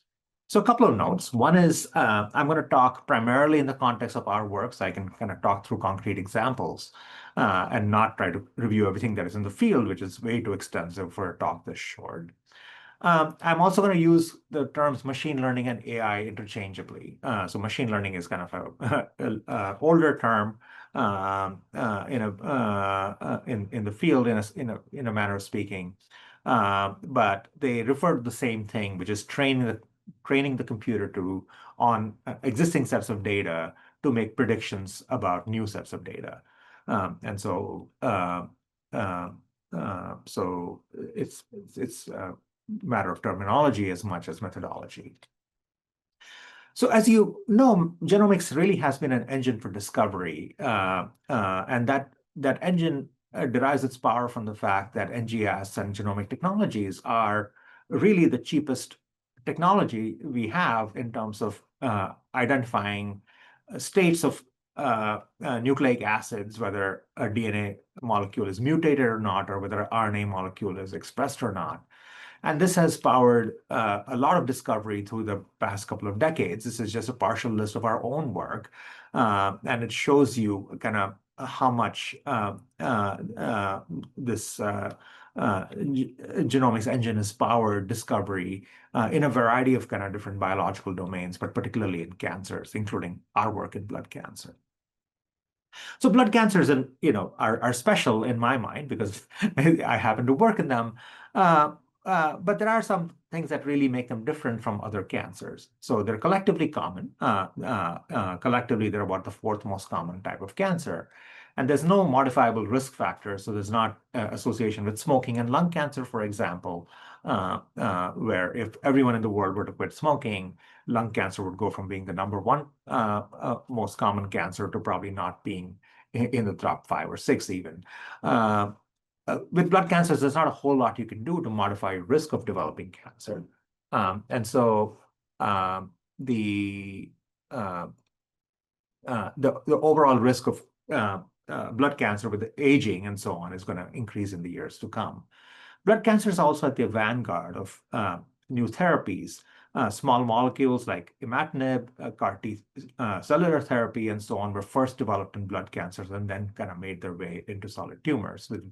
And blood cancers are complex and have been extensively classified and subclassified. There's over 100 different diagnoses, which are histologically distinct, have different molecular features, and distinguishing these from each other can be challenging, but important because the treatments can be quite different from day one. So there's a lot of obvious applications of AI in blood cancers. The two obvious ones are, one is can we improve the diagnostic accuracy, and the other is can we identify new therapies. For the purposes of this talk, I'm going to talk about the first, but the second one is equally, if not more important. So as I said at the outset, the idea of applying AI in diagnosing cancers is not a new one. This is our work from now almost 20 years ago, where we took this uncommon type of blood cancer called Burkitt lymphoma. So Burkitt lymphoma is a really fast-growing tumor. It's one of the fastest-growing tumors we know. And it's unusual in that even when it is metastatic, which is stage 4 Burkitt lymphoma, can actually be curable.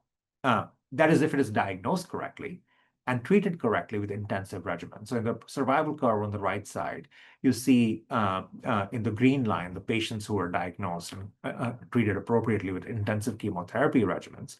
And those patients have excellent long-term outcomes. But when you give them therapies that are reserved for patients who don't have Burkitt lymphoma, but other B-cell lymphomas that can be confused with it, that the outcomes can be quite dire. So here's a curable cancer that, if you diagnose correctly, which can be a challenge, gives you the satisfaction of having affected these good outcomes. But misclassification rates of Burkitt lymphoma are notoriously high. In a clinical trial in the United States, of 100 patients who were enrolled in the clinical trial, pathology review later on found that something like 40% of those patients were misclassified and did not have Burkitt lymphoma. Our study from 20 years ago showed that using transcriptomics, actually the distinction between Burkitt lymphoma and other types of aggressive lymphomas is actually quite straightforward. There are vast biological differences at the transcriptome level. And so we showed that what can be a difficult diagnosis at the level of conventional pathology can actually be a very straightforward diagnosis using AI or machine learning-based methods, and when you can combine them with transcriptomics. So this was a very satisfying study. It was cited over 1,000 times, showing that there was kind of general acceptance in the field. But in the end, there's only one metric that matters, which is how many times was this actually applied to patients? After all, it's been in the field now for 20 years, and a lot of people know about this study. And there, I have to confess, this was a major failure, right? It was clinically applied exactly 0 times.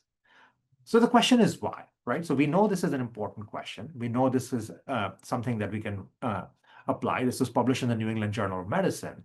So why is it that such a simple and what I thought was an important insight is not taken directly back to patients? And for that, we have to understand the current paradigm of how we translate findings that are developed in the laboratory. So genomics is clearly the method of choice for discovery, but what comes afterwards is very different, right? So what happens typically in the clinic is, there's not an easy way to translate whole transcriptomes and so on, which I'll come back to. And so inevitably, there's a selection, a process of selecting markers, developing secondary assays for these markers, and validating this on a new set of cases. So while I focus on the far left portion of the slide with the discovery part, that was really the tip of the iceberg in taking this to patients, where there's a lot more work to do in terms of converting this to actual tests that can be used in the clinic. And so, not surprisingly, nobody wanted to do the onerous years-long work that it takes to take this to patients. And for that reason, to this day, that study remains a widely cited study, but remains to be applied in patients. And this has been the case across the board. This is not just our study. Literally thousands of studies have been published in different areas of cancer and diagnostic pathology, where we know particular gene signatures may be very helpful in making diagnoses, and those remain as publications rather than actual clinical applications. So NGS is a powerful technology and can measure a wide variety of different aspects of things that are used in diagnostic pathology. Right? This is a partial list here of what next generation sequencing can measure: mutations, copy number, fusions, translocations, expression. I'm not going to read the whole list, but we can recapitulate virtually the entire workup that many patients receive, but through a disparate set of different tests. So people might use fluorescent in situ hybridization for measuring fusions or translocations, or they may actually use flow cytometry to identify the lineage of cells and so on. So NGS can potentially recapitulate all this, but that is not what actually is going on in the clinic. What actually is happening in the clinic is most sequencing happens in the form of small panel sequencing for DNA, right? Where the primary questions we're asking is a particular gene mutated or not? Sometimes we ask about translocations, but FISH remains a method of choice in most places. And turnaround times are something like 2 to 3 weeks, as our previous speakers have pointed out, which means that this remains kind of an exotic test, which means that most diagnostic workup is essentially complete before NGS is performed. And there are other issues with the science moving faster than the development time. So a lot of the tests that are actually in use are outdated or out of sync with research findings. And so the question is, why is it hard to translate? And there are 3 big reasons for this. One is at the assay level. The chemical assays needed to convert DNA and RNA into something that into the libraries that the sequencers recognize is a slow and cumbersome process. Sometimes it takes something like 3 to 4 days before libraries can be fed into the sequencer. And then there's a turnaround time for these assays can be weeks currently, and that is really difficult. And then, RNA-seq in particular is a challenging application to translate into the clinic. So the three issues that we identified are, one is, we need better assays so that we can harness the full power of NGS, doing both DNA and RNA sequencing. Second is the bioinformatics, and so many clinical labs just don't have the resources for bioinformaticians. My research lab at Duke has something like 10 bioinformaticians. Our clinical lab at Duke, which actually sees patients' specimens day in and day out, has fewer, right? I mean, that's a very big disconnect between kind of the research enterprise and the clinical enterprise. But the clinical enterprise is clearly more important in terms of kind of how we affect patient care, but they are under-resourced. And if you look at what bioinformaticians do, in fact, a lot of what they do is very routine, repetitive kinds of tasks, which can be automated, but is a difficult problem of its own. And then finally, the genomic data themselves have been kind of generated in a very ad hoc way, which is researchers like myself will pick a disease of interest and delve deeply into that disease, but there are over 100 different blood cancers, and making comparisons between one versus the other and so on remains kind of a difficult problem, because these, even if they're studied on different platforms by different groups, and there isn't one systematic resource to understand the spectrum of disease and where some of these boundaries exist.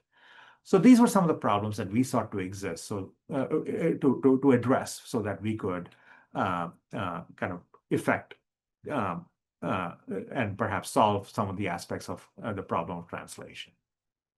So we started with the problem of the assay, which is having a simple assay that can be taken to the clinic so that we can generate measurements that can be incorporated into the diagnostic process. And this is what culminated in the development of an assay that we came to call DuoSeq, because it does both DNA and RNA sequencing. And this shows kind of a quick view of kind of how the assay works. So in a tumor, if you're trying to do DNA and RNA sequencing, you're immediately confronted with the problem is that RNA molecules vastly outnumber the DNA molecules. And you care about both, but you actually need deep coverage of DNA to kind of make reliable conclusions about the presence of a mutation, what its allele frequency might be, and so on. And so in effect, what you need to do is to flip the proportions of DNA and RNA. And so this simple slide actually encapsulates about 5 years of biochemical work that we had to do to kind of make this assay into a reliable clinic-ready assay. And the advantage is that this assay can be performed in the space of a single technician's workday. So you can, within 8 hours, go from sample to sequencer, which has tremendous implications in the.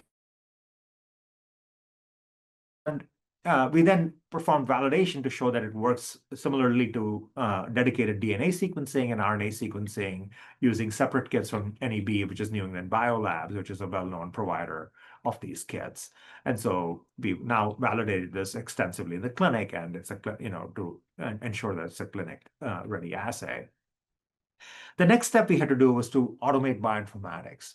And this was a massive undertaking in its own, because the different readouts that we care about, like mutations, translocations, fusions, all require their own dedicated computer programs. And all of these had to be managed in a single place that automates the work of sometimes many bioinformaticians. And so we did that, and we developed kind of massive databases on the cloud. And that allows us to now enforce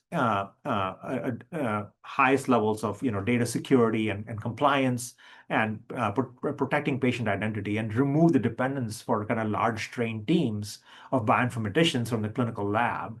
And this allows pathologists and clinicians to actually focus on the results rather than managing computing infrastructure and large computing teams. They can now focus on what do the results actually mean, which is what they're trained to do.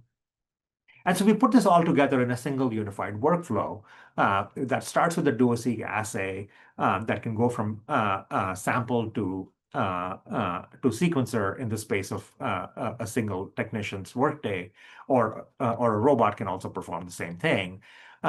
And then we optimize this so that this would run the sequencer overnight and then generate results that our automated bioinformatics can interpret and provide into a secure web portal the next day. Right, so we've taken a process that takes 2 to 3 weeks and condense that into something that can run within 2 days. And now you can harness the full possibilities of what NGS can do by thinking about what other testing it can replace. At our institution, FISH testing for translocations occurs once or twice a week. And so if you miss the train this week, you're looking at a waiting time of as much as 8 days to get additional results, which can be excruciating for both the patients as well as their treating physicians. So this test and workflow is now live at multiple hospitals in the United States. We've actually reported several thousands of, helped diagnose several thousands of patients, and we believe this provides a really rich starting point for applying AI and other approaches. And there's a third piece to this, which is the data, right? So AI thrives on well-developed data sets, trained to produce outcomes that allow us to predict future cases. And that also remains a gap because in blood cancer, there's a diversity of assays, data, and other sporadic approaches that have been used in the past, including our own. And so to address this, we developed this global project that came to be called the Atlas of Blood Cancer Genomes. And the idea was to simply have a systematic understanding of all blood cancers, right? So there's 100 plus blood cancers. So back of the envelope calculation was if you have 100 cases of 100 blood cancers, that's 10,000 cases, right? So the numbers quickly become daunting. And so we established a global consortium for over 25 institutions around the world, including the UK and other countries, and the United States, of course, and enrolled over 10,000 cases representing every single type of blood cancer, right? And so we proceeded to profile these at the DNA and RNA level. We enrolled pathology images. We developed our own pathology review system, and then DNA and RNA sequencing using this kind of clinically applicable assay that we call DuoSeq. And so this in itself creates one of the largest collections of pathology data, including images and genomic data in blood cancers. And so this is just starting to come to fruition. The first papers are being written up now and should start to get published towards the end of the year and beginning of next year. And some of this will be shown in upcoming meetings, including American Society of Hematology, I imagine. And this is kind of what brings this a full circle. So I started with this question of how do we use AI to diagnose Burkitt lymphoma? And the answer is we already know how, right? Like we showed this 20 years ago that you can use machine learning and basically AI-like approaches to make very high confidence predictions of what a particular patient having Burkitt lymphoma. But now we have a clinically applicable test, and so this is just a snapshot from the actual bioinformatics that shows you first, the variety of different measurements that are possible using NGS in the clinic now. Variants, the blue boxes show the variants, translocations, fusions, viral. You can identify viruses that are present in the tumor, like Epstein-Barr virus, which is important in Burkitt lymphoma and a number of other B-cell lymphomas and T-cell lymphomas.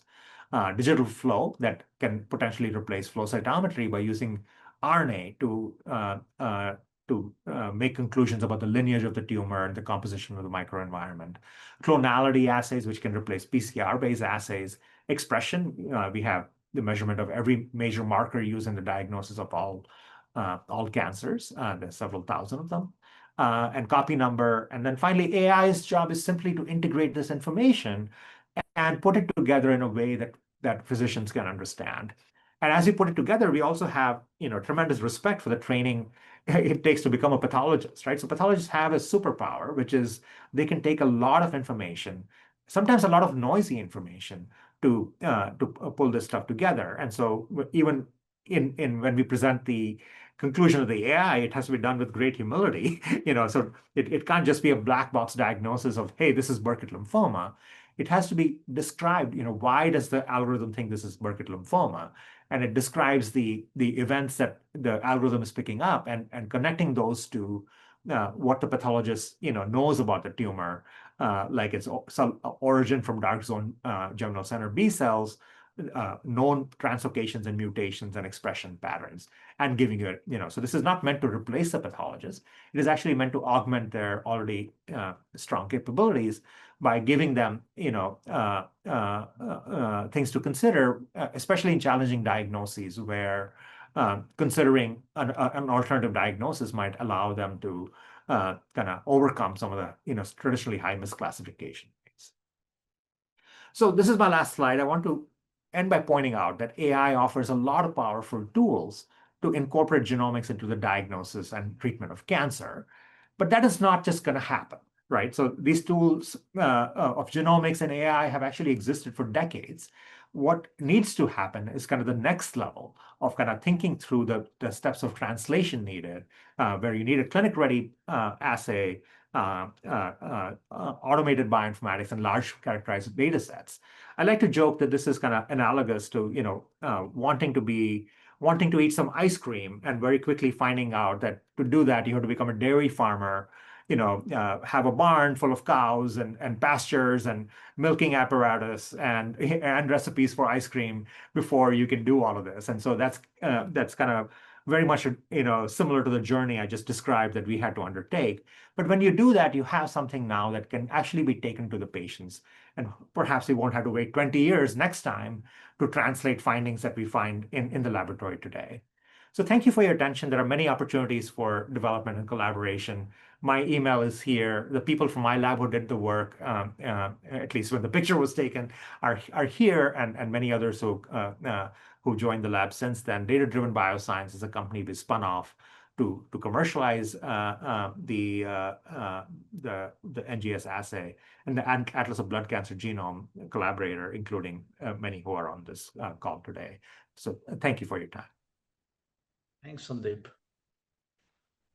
Next, we have Jane Slade, who lives in Vashon Island with her husband, which is Vashon Island is just a short ferry ride from Seattle, where my cancer center is. Jane was actually treated at the Seattle Cancer Care Alliance, which is now the Fred Hutch Cancer Center for triple-negative breast cancer. But subsequently, she has continued her work and connection with the Fred Hutch Cancer Center as a patient advocate, and she helps staff in all parts of the organization and help them grasp in concrete ways how their actions profoundly affect patients and their families. Welcome, Jane, for this meeting. Thank you so much. Appreciate it. Thanks for having me. You did a good job of introducing me, so I'll just say I want to, I'm accustomed to speaking to people who work at Fred Hutch Cancer Center, new hires, clinical staff, about what it's like to be a patient in that setting. And so I'm going to answer Dr. Kikeri's question to me, what excites me about AI and what scares me. So I'm going to tell you that. But first, my cancer diagnosis and treatment. I was diagnosed in 2016 with triple-negative breast cancer with a BARD1 mutation. And you might be familiar with BRCA mutation in breast cancer, and BARD1 is BRCA area ring diagram 1. And that's pretty much all I know about that. I was successfully treated with neoadjuvant chemotherapy, surgery, and radiation, and achieved a pathological complete response. My treatment team did, and I really appreciate that. So that was quite a while ago.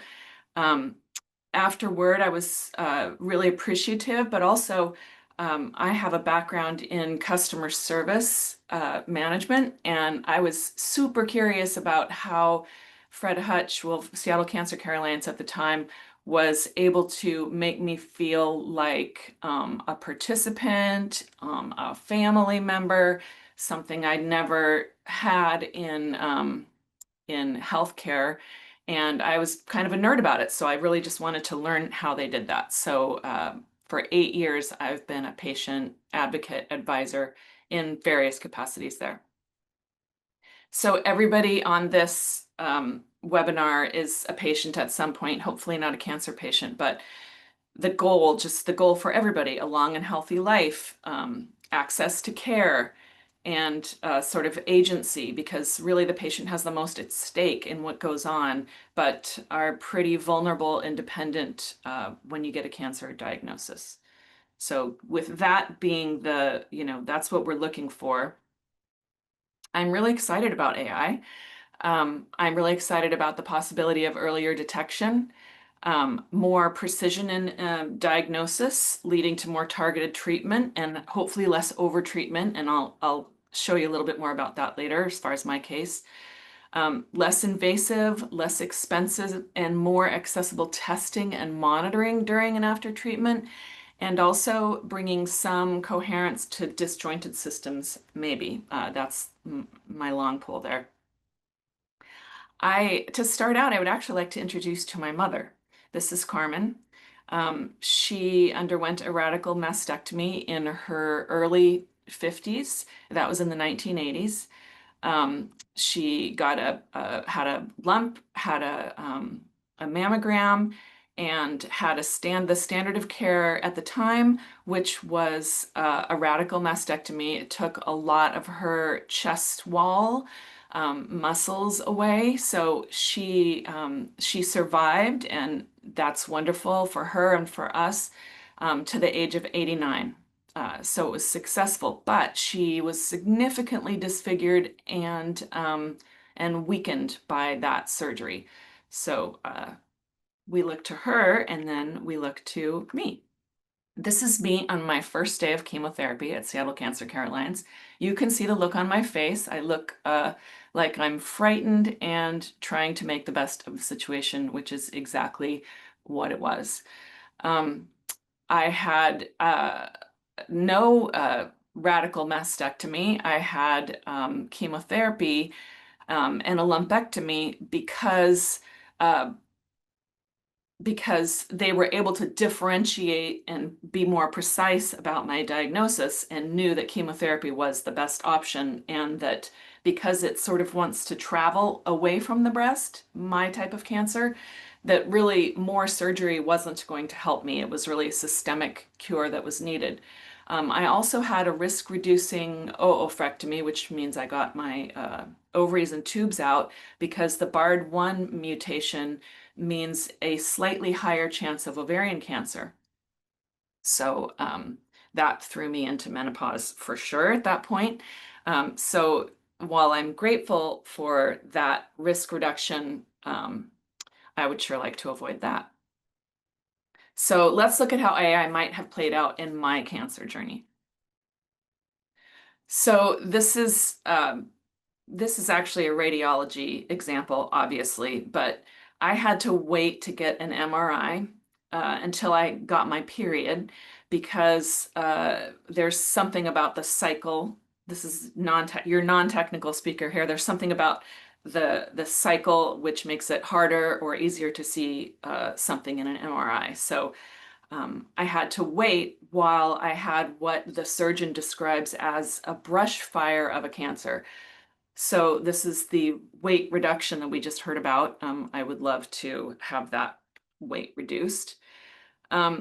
So my diagnosis is triple negative, which basically means it is not this, not this, and not this. It's not one of the most 3 common types of breast cancer, but it's sort of an other bucket. So I had 4 different chemotherapy agents. The standard of care is 3, but the first 2 weren't working and they were a little bit nervous, so I got a shot of carboplatin in the middle there. If there were a more precise diagnosis, maybe it would be obvious which agent is going to be the one that's going to help me, and I could have had a shorter course, or maybe one that didn't have so many side effects, or late side effects.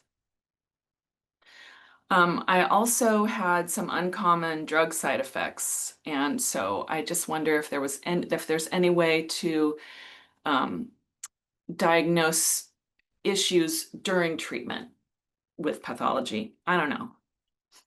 I would really have loved to eliminate the need for risk-reducing oophorectomy, because really that was a surgical risk to me, cost money, and it has 100% chance of inducing menopause, which has its effects. So really the only reason for that is because ovarian cancer is tough to detect in the early stages. So if you all could help make ovarian cancer easier to detect, that would mean I wouldn't have had to go through that. I also wonder if a less intense screening regimen could happen. I get lots of tests every year to make sure it doesn't come back, because again, it's a kind of cancer that wants to come back and be fairly aggressive. And in the US, there's significant financial toxicity. For example, for me, I have for the last 7 years spent $2,500 about on an annual MRI. And I've just changed to a contrast mammogram. Again, I understand that that is radiology, not pathology, but I just think it's analogous to the intensity of the screening that happens. Could there be pathology that makes it easier to screen? Could it be a blood test for me instead of radiology, for example?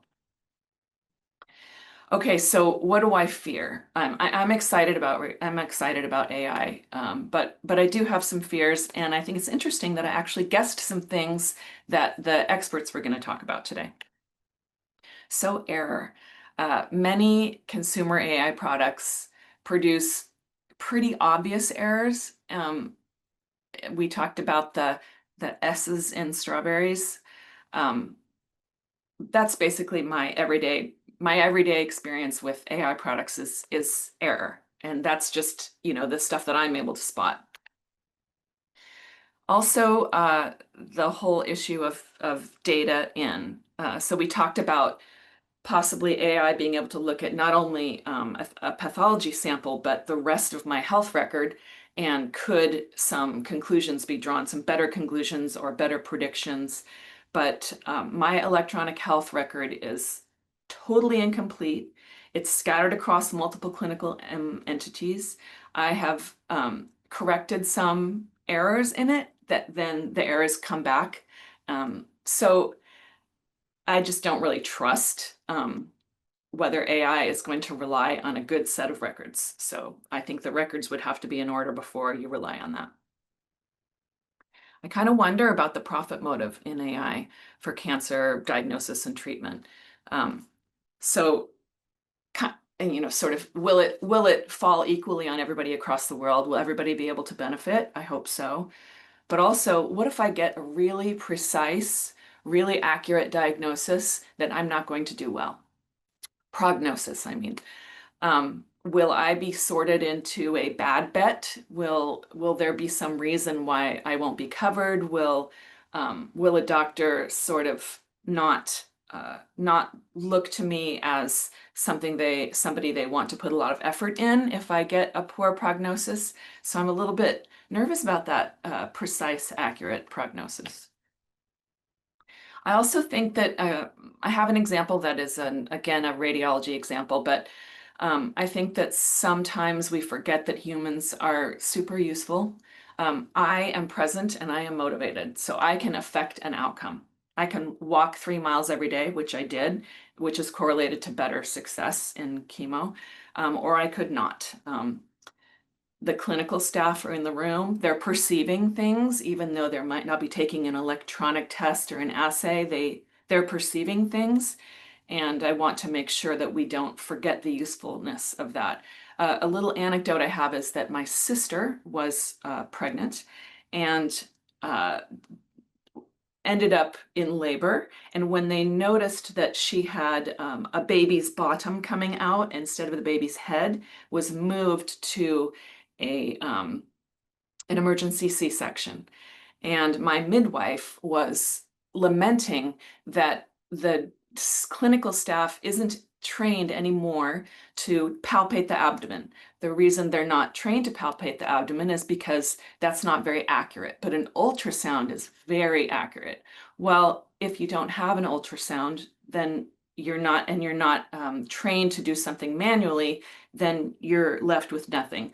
So this is more of an analogy than a pathology related thing. It's just sort of how do we make sure that clinical expertise is augmented or valued instead of just everybody sort of stepping back and letting the machines take over.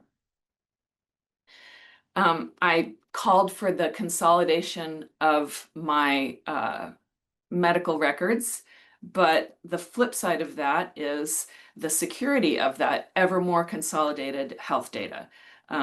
For example, I received my entire cancer treatment record in an email message with a ransom note. They wanted $50 ransom for my records. Now, I'm not going to worry about that. That's just, I'm alive and I survived cancer. So I'm not really going to worry about my data security right now. But I think that's a huge problem. I want to talk about what I really think is going to go right. And I want to introduce you to my daughters. These are my daughters, Josie and Pippa. And we don't know if they've inherited the BARD1 mutation yet. They haven't chosen to get tested, but they will. And so I think of them, and I think of the daughters of all the different cancer patients and the sons that I've met on my journey. And I just think this is for them. I hope that AI in cancer diagnosis and pathology reduces gatekeeping. Lots of times you have, as a patient, flagging symptoms, and there's a problem and you need someone to believe you. And I think part of the issue is, there's just a lot of rigmarole in terms of getting diagnosed. But if it were super easy to diagnose and flag problems, if there was, if AI helped with that, then possibly there would be less time between symptom reporting and diagnosis of cancer. I think AI that shows its work, that's transparent about what inputs it used so that you could flag a data input problem, and also maintained a chain of human accountability for all outputs. I think I would trust that AI a lot more, because I can't sort of blame my electronic record for the mess that my electronic records is in. A human needs to come in and fix that. So who's the human? I also think that you could, with AI, prompt the best clinical practices and maintain clinicians and maybe pathologists' skills. I had read a study that once pathologists, this was in the New York Times, this is not a technical paper, once pathologists relied on AI, their own skills of diagnosis, sort of went down a little bit. Well, I think that you could have regular training modules, regular, gamification, regular skills development, because I think it's important for the clinicians and everyone to maintain the skills and knowledge so that they're in the driver's seat, or I want that as a patient. I want the humans to be in the driver's seat of my diagnostics and my care. And I sort of want an AI that is as disgusted as I am by error.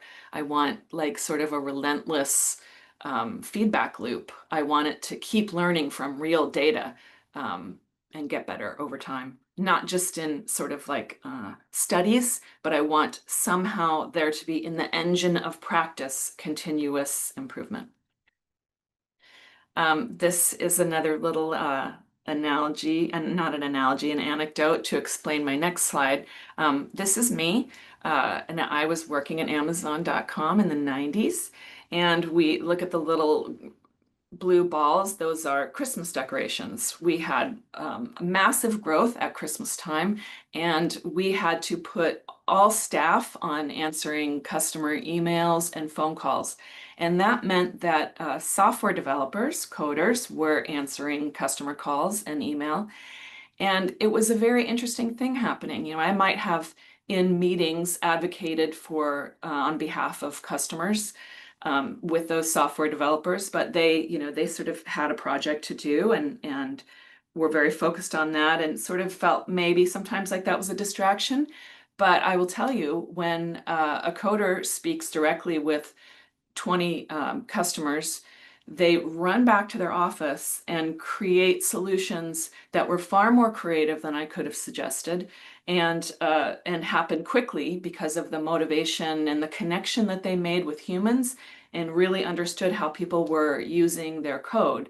And I see the same thing with AI and with diagnosticians. I think that you should bring patients along.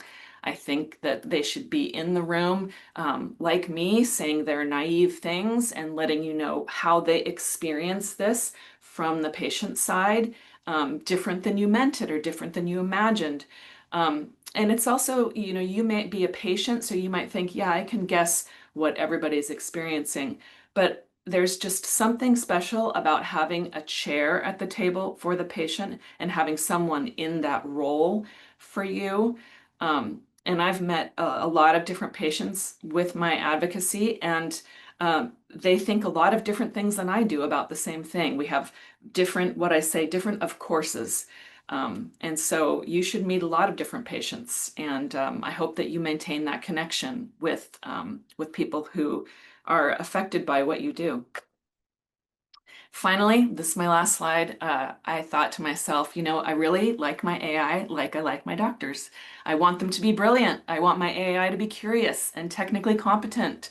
I want it to be respectful of the patient experience and suspicious of its own assumptions. And I want it to help me navigate health systems. But the most important thing is I want an AI that's committed to earning patient trust. So however that can happen in the world. Thank you. Thanks, Jane. That was a great talk and quite illuminating, I think, to understand, to look at everything from a patient's perspective. That's really helpful. Finally, we have the presentation from Professor Ranjan Chetty, who is an experienced anatomic pathologist and histopathologist with specialty interest in gastrointestinal and pancreatic pathology. He has been in various positions. He has held chairs in pathology in South Africa and Glasgow. More recently, he has been the program medical director and pathologist in chief, professor of pathology at University Health Network and University of Toronto, head of translational pathology at the University of Oxford, and head of histopathology at Brighton and Sussex University Hospitals Trust. Professor Chetty's area of interest in all these specialties has been focused on mechanisms of tumorigenesis. So welcome, Dr. Chetty. Professor Chetty, yeah, over to you. Thank you very much, Naresh, for the invitation. I'm delighted to participate, and I realize it's been a long session, and being the last speaker, I'll try to expedite things and not cover issues that have already been covered. I think the preceding speakers have demonstrated the power, potential, the pitfalls, and in Jane's case, the hopes that AI can provide.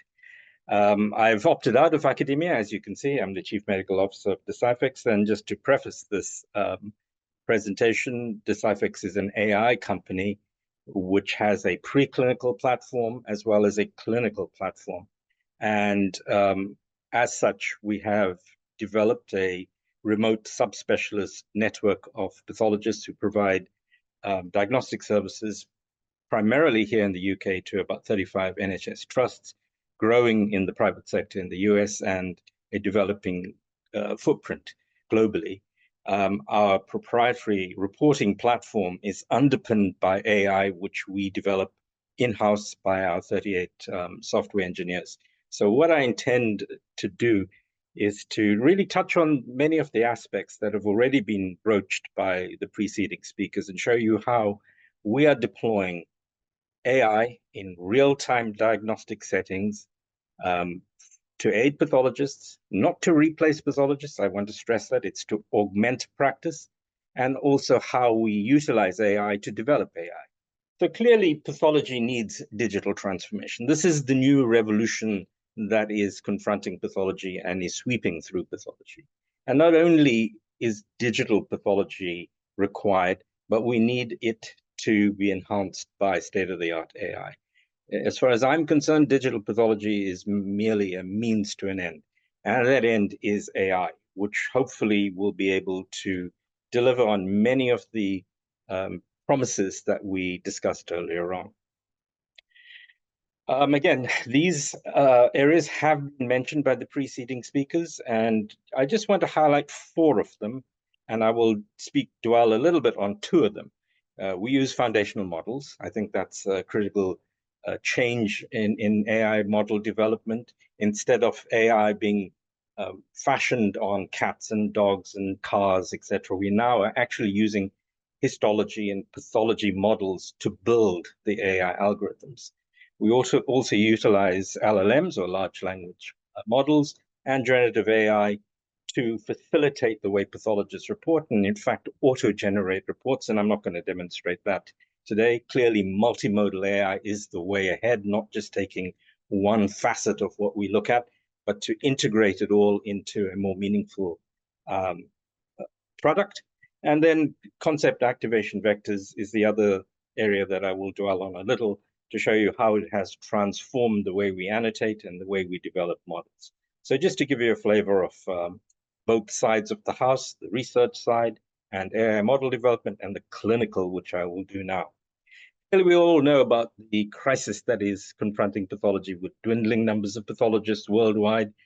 Even in areas such as the US, the numbers of pathologists are decreasing. So therefore, we need to do something to address this. And therefore, we need to increase reporting capacity at least minimum 2-fold. We need it to be state-of-the-art. We need to increase the speed, while still being cognizant of safety and quality. I think these are very key areas that certainly Jane has mentioned as well. Now, AI through a vendor's lens is they sort of concentrate on cancer diagnostics and prognostics. And you see most of the research is going on is, oh, how can I better diagnose something? Can I get a more refined Gleason score?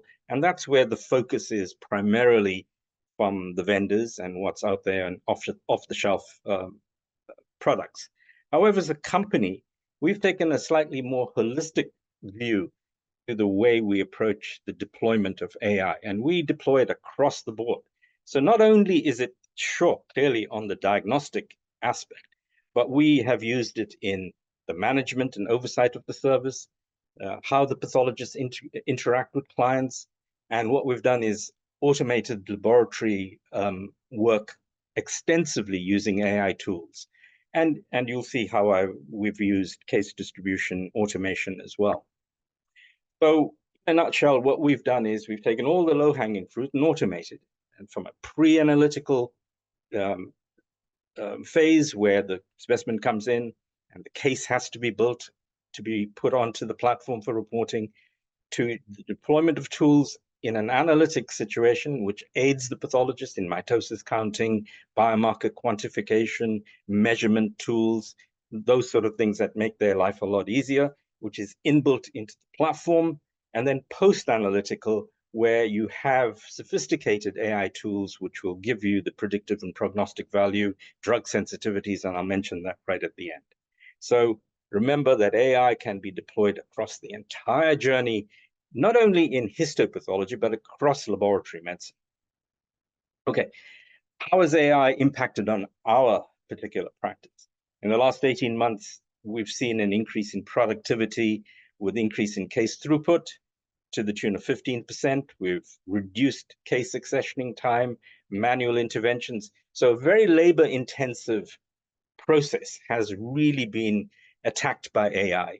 And even to the point that where we have deployed smart AI within the scanners that we have, our proprietary AI works within it, picking up defects in the scanner, in the scanning of the slide, whether they're smudges and folds and dirt, etc., picking them out, getting them automatically rescanned and preventing suboptimal scans going to the pathologist and then going back to be rescanned. And in fact, our rescan rate generated by pathologists has dropped to less than 1%, purely based on an AI tool that we've introduced. We've also used optical character reading for slide labeling, for the specimen request forms to build a case.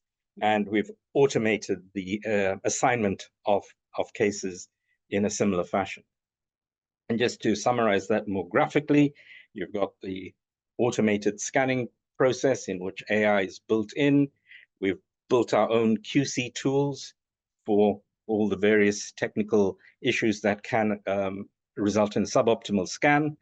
And then we've used OCR to read the labels. And then we assign the case automatically using AI based on pathologist availability, pathologist subspecialty, pathologist turnaround times, and you can introduce any parameter you want for the assignment of a case, and off it goes to that pathologist seamlessly using a cloud-based solution. And as I mentioned, a proprietary reporting platform, which can be on a laptop or even on a handheld device. Okay, just to show this again, is that here you have the barcode and slide labeling reading. It goes through the process. The QC tool either passes it or fails it, and then it goes back into the process. And how does that translate to what the pathologist will see on the slide? Is that there's the tissue there represented, as you can see clearly from the slide, and it generates a heat map, which someone alluded to earlier on. But you can see there are different colors here. And so what we've done is train the model to recognize different areas in the tissue. And this happens to be the GI model that we have concentrated on. And the red areas signify where the pathology is, or the tool thinks there's pathology, and the pathologist then can have a look.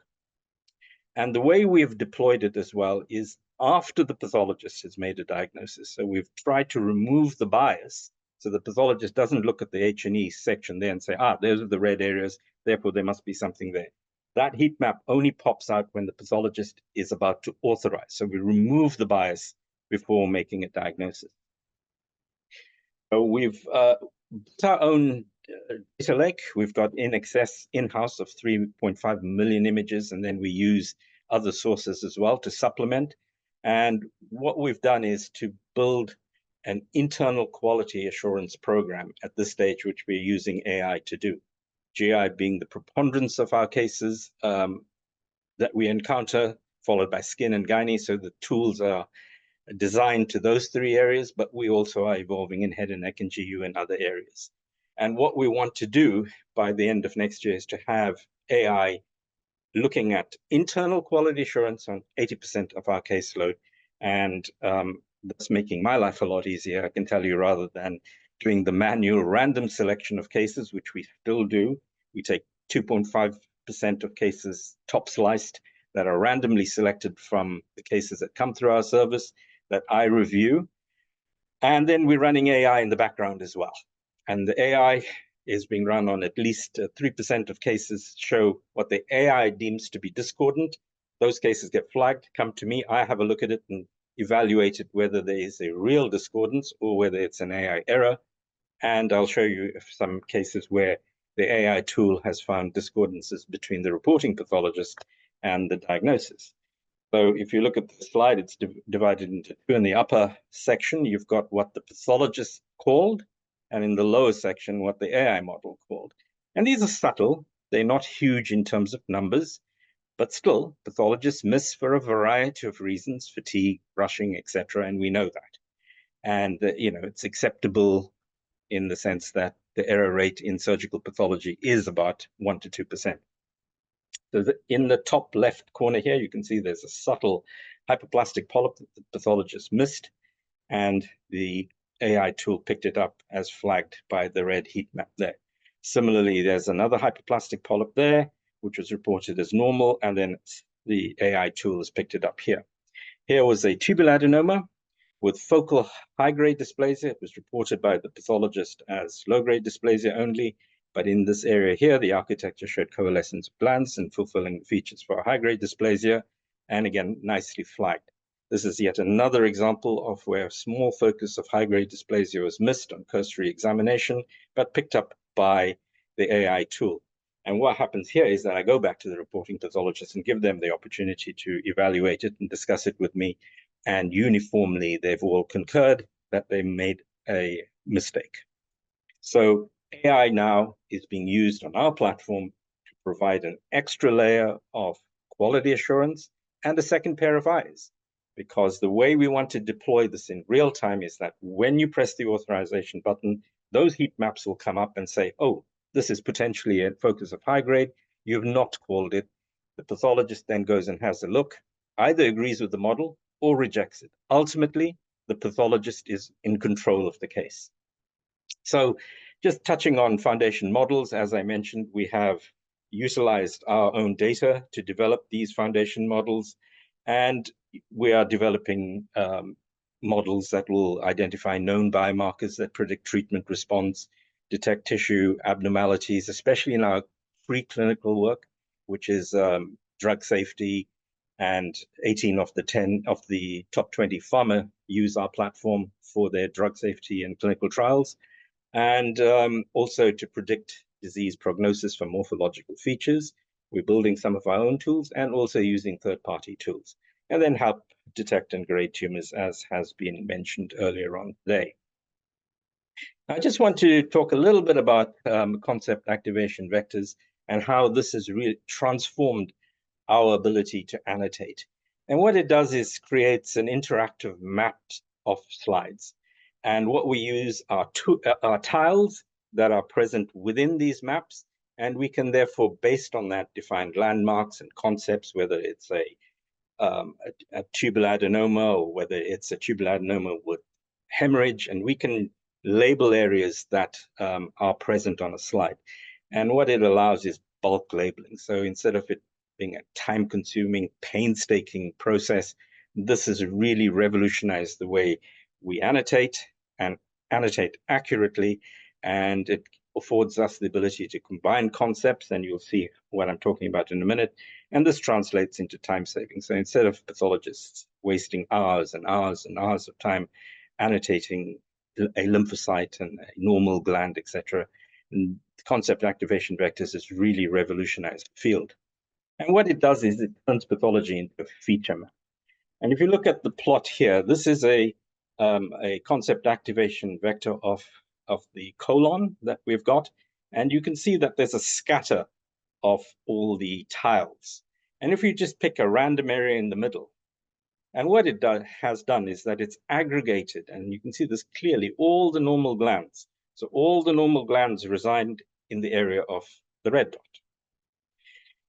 If you then go and take another extreme area here, you'll see that it's got all the chronically inflamed bits of tiles of the colorectum.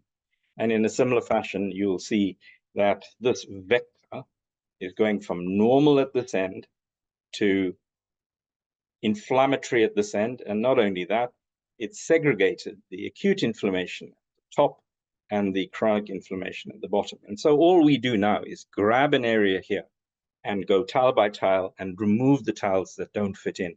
And I can do 3,000 tiles in an hour.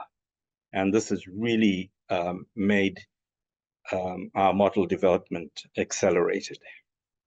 Okay, and how does this then translate into what we're seeing is that you go from a feature extractor to developing an actual map, running it through our foundation models. And as I said, this is an example of a hyperplastic polyp here, which is made up of polyp in that region.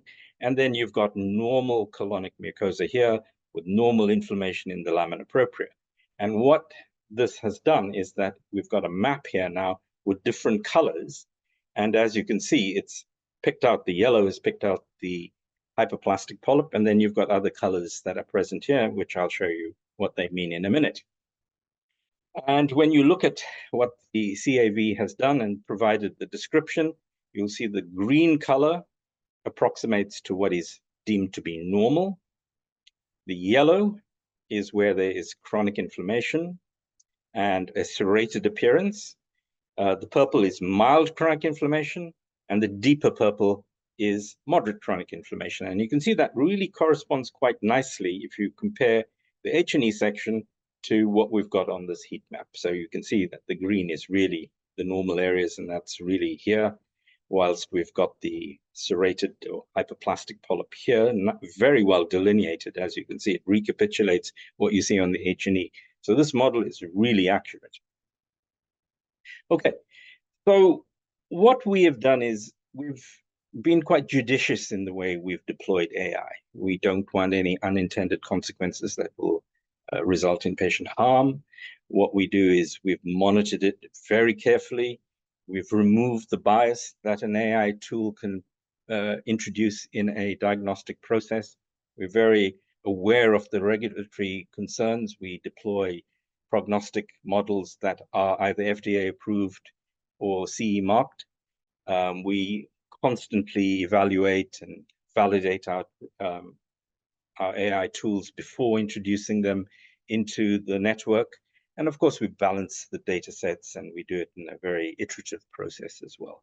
Many of our pathologists participate in its development. We take input on how they would like the tools to be deployed on the platform, depending on their own individual specialty. Okay, the future directions, challenges. Yes, we've heard about the regulatory issues and hurdles that have to be surmounted. There are clinical guidelines which need to be refined to allow for the use of AI in the diagnostic setting. There are implementation issues. Clearly, some places are ready for it, others are not. Even within a department, we've got the adopters and the non-adopters. There are financial implications. Scanners don't come cheap. You need the IT backup.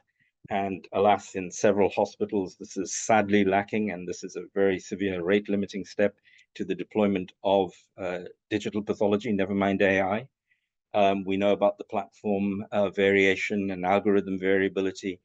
But what we have done to address this is that because we are multi-sited in many ways, we service 35 different hospitals, we service different geographies in Africa as well as Europe. We've actually now got a very heterogeneous population of material that really enriches our AI development. And what's going to happen in the future? Yes, companion diagnostics is definitely going to be very much AI dependent, introducing that definitive quantification. You'll have efficient, streamlined workflows, biomarkers. I think this is a no-brainer area. We've heard about virtual painting of slides in terms of proteins, in terms of the that are produced from an H&E, so virtual immunohistochemistry, where you don't have to do the actual stains, but the AI reads the H&E slide and determines whether you've got muscle there or you've got myoepithelial cells there. This is going to revolutionize the way we practice pathology once it clears the regulatory hurdles and is accepted. And this is not far away. I've mentioned 2 companies there that we partner with. The first one determines whether a segment of males will benefit from androgen deprivation and or radiation therapy, whilst there are no clinical or pathological parameters which determine which cohort of patients will benefit from that treatment. This tool separates the two, so men are not unnecessarily subjected to that particular treatment. StratiPath is a breast cancer tool that on a representative H&E section can give you the prognostic value, the predictive value, the drug sensitivities of that particular patient, all within 45 minutes. And on that note, I'll end. Thank you. Thanks, Ranjan. Thanks for an excellent summary. So now we move towards question and answers. Let me share my slide.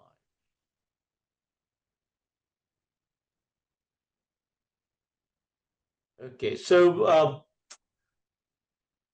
we have a few questions on the question in the question box, which we'll go through. And in the meanwhile, if people have more questions, please submit them. The first question we have is quite a practical one. In the sense, when departments go through to adapt to the digital pathology setting, which is a process where some people would already be on the would be reporting digitally, and some people will still be reporting on glass slides. So there is going to be a mix of faculty members who would be at different stages of changing to digital pathology reporting?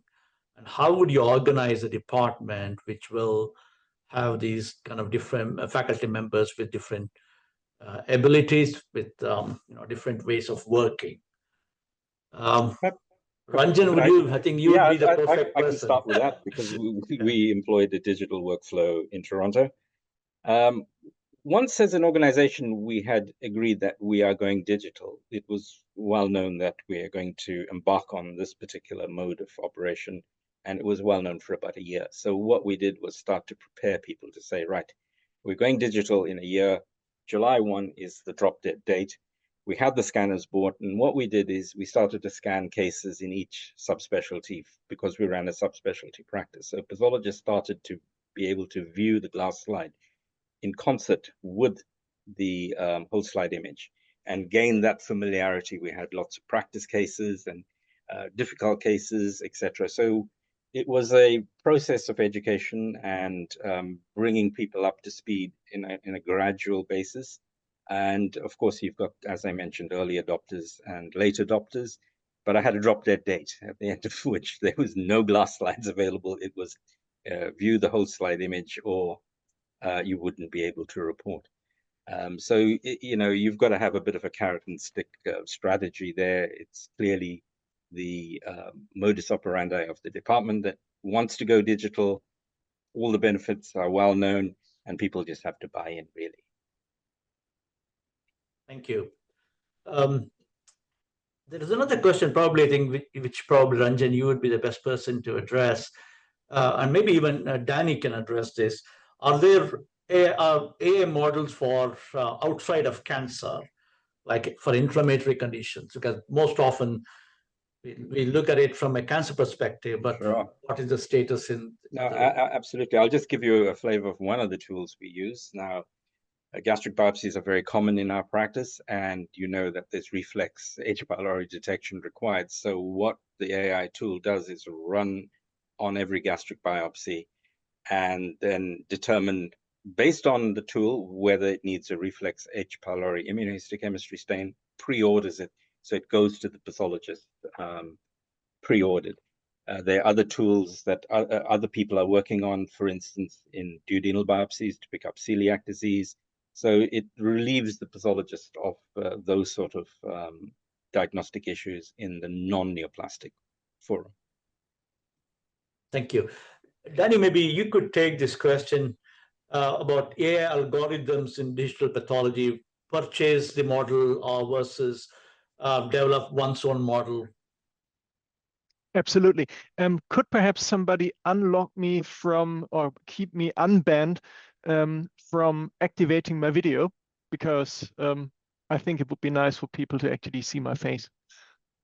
Yeah. Because I'm currently brilliant. Thank you. Okay. So two things. Our primary field when it comes to rollout of non-off-the-shelf programs is actually kidney pathology, which also taps in non-neoplastic. And the kidney sort of lends itself to that because obviously the biopsies are extremely structured and the reporting needs to be extremely structured as well. And from the kidney, we actually moved forward with a provider. We are working together who won the bidding for the international contract for digitalizing our institute to the next field, which is as we run the National Referral Center for Neoplastic and Non-Neoplastic Pulmonary, especially in non-neoplastic pulmonary biopsies. So when it comes to matching architecture and inflammation, that is a very useful field. And we are currently training the algorithm with about 1,500 cases of negative biopsies, as in no structural changes, no clinical ailment, and take it from there. But it's a painstaking process, especially in non-neoplastic diseases, which are in part imprecisely defined. When they said there's moderate fibrosis or moderate interstitial inflammation, what is moderate, right? So we take it from there with a grain of salt. But there, to my knowledge, especially in pulmonary, there is no good off-the-shelf solution. Yeah, then there's a sort of similar, a similar area question where we've been asked, are there areas where the algorithms don't pick up abnormalities that a human eye can easily pick up, or a human can easily pick up? And some comparisons being made with lab chemistry results. And in histopathology, is there any mitigation that would not be employed for specifically easy cases? So are there specific areas where we would not want digital pathology or algorithm-based diagnosis? Yeah, there's no doubt. I mean, depending again on the individual pathologist's expertise, I don't particularly need an AI tool to help me distinguish an abscess ulcerated lesion from a hyperplastic polyp. I can see it, especially when it's obvious. But I think in terms of screening, so one of the things that we deploy AI as well in, and I didn't mention it in the interest of time, is that we deploy AI also to prioritize our cases. So all our GI cases are actually run through the algorithm. And once it's established by auto assignment that they're going to you, unbeknown to you, they're already prioritized. So it picks up the high grade, potential high grade, and cancer cases first, and all the normal segment down to the bottom. So I think that's a very useful way of doing it. In terms of the diagnostics, it's only when pathologists are rushing or have a high volume, that's where the AI really comes to their aid. It's not really going to say, oh, you're missing a high-grade dysplasia because you don't know it. You're missing a high-grade dysplasia because, A, you're not seeing it. And this helps prevent that kind of error by providing that extra layer of quality assurance. In the difficult areas, AI really helps in quantification. No pathologist likes counting. We have heard that nobody wants to do the scoring for PDL1, etc. Those are labor intensive. If I could retrieve the number of hours I've spent counting for key 67 calculation, I think I'll have 10 years extra to live. So they're very well-defined areas in which AI will play a role. And clearly in prognostics and therapeutics, I think that is a very different scenario. But in the diagnostic realm, there are very clear indications. I mean, as pathologists, we have experience, we know, but it's nice to have that in the background as a bit of insurance. Thank you. Swapnil, you work in an area where, the number of cases that you see is unparalleled to far more than anybody else in the West would see. There's a question from Caroline Brody. Is there a place for test simplification and demand management to reduce the landslide of work? I think. Yeah, I mean, as Dr. Chetty also said, the AI is essentially to assist pathologists and end users and not really to replace them. That assist can be in the form of second checks, helpful in screening tools.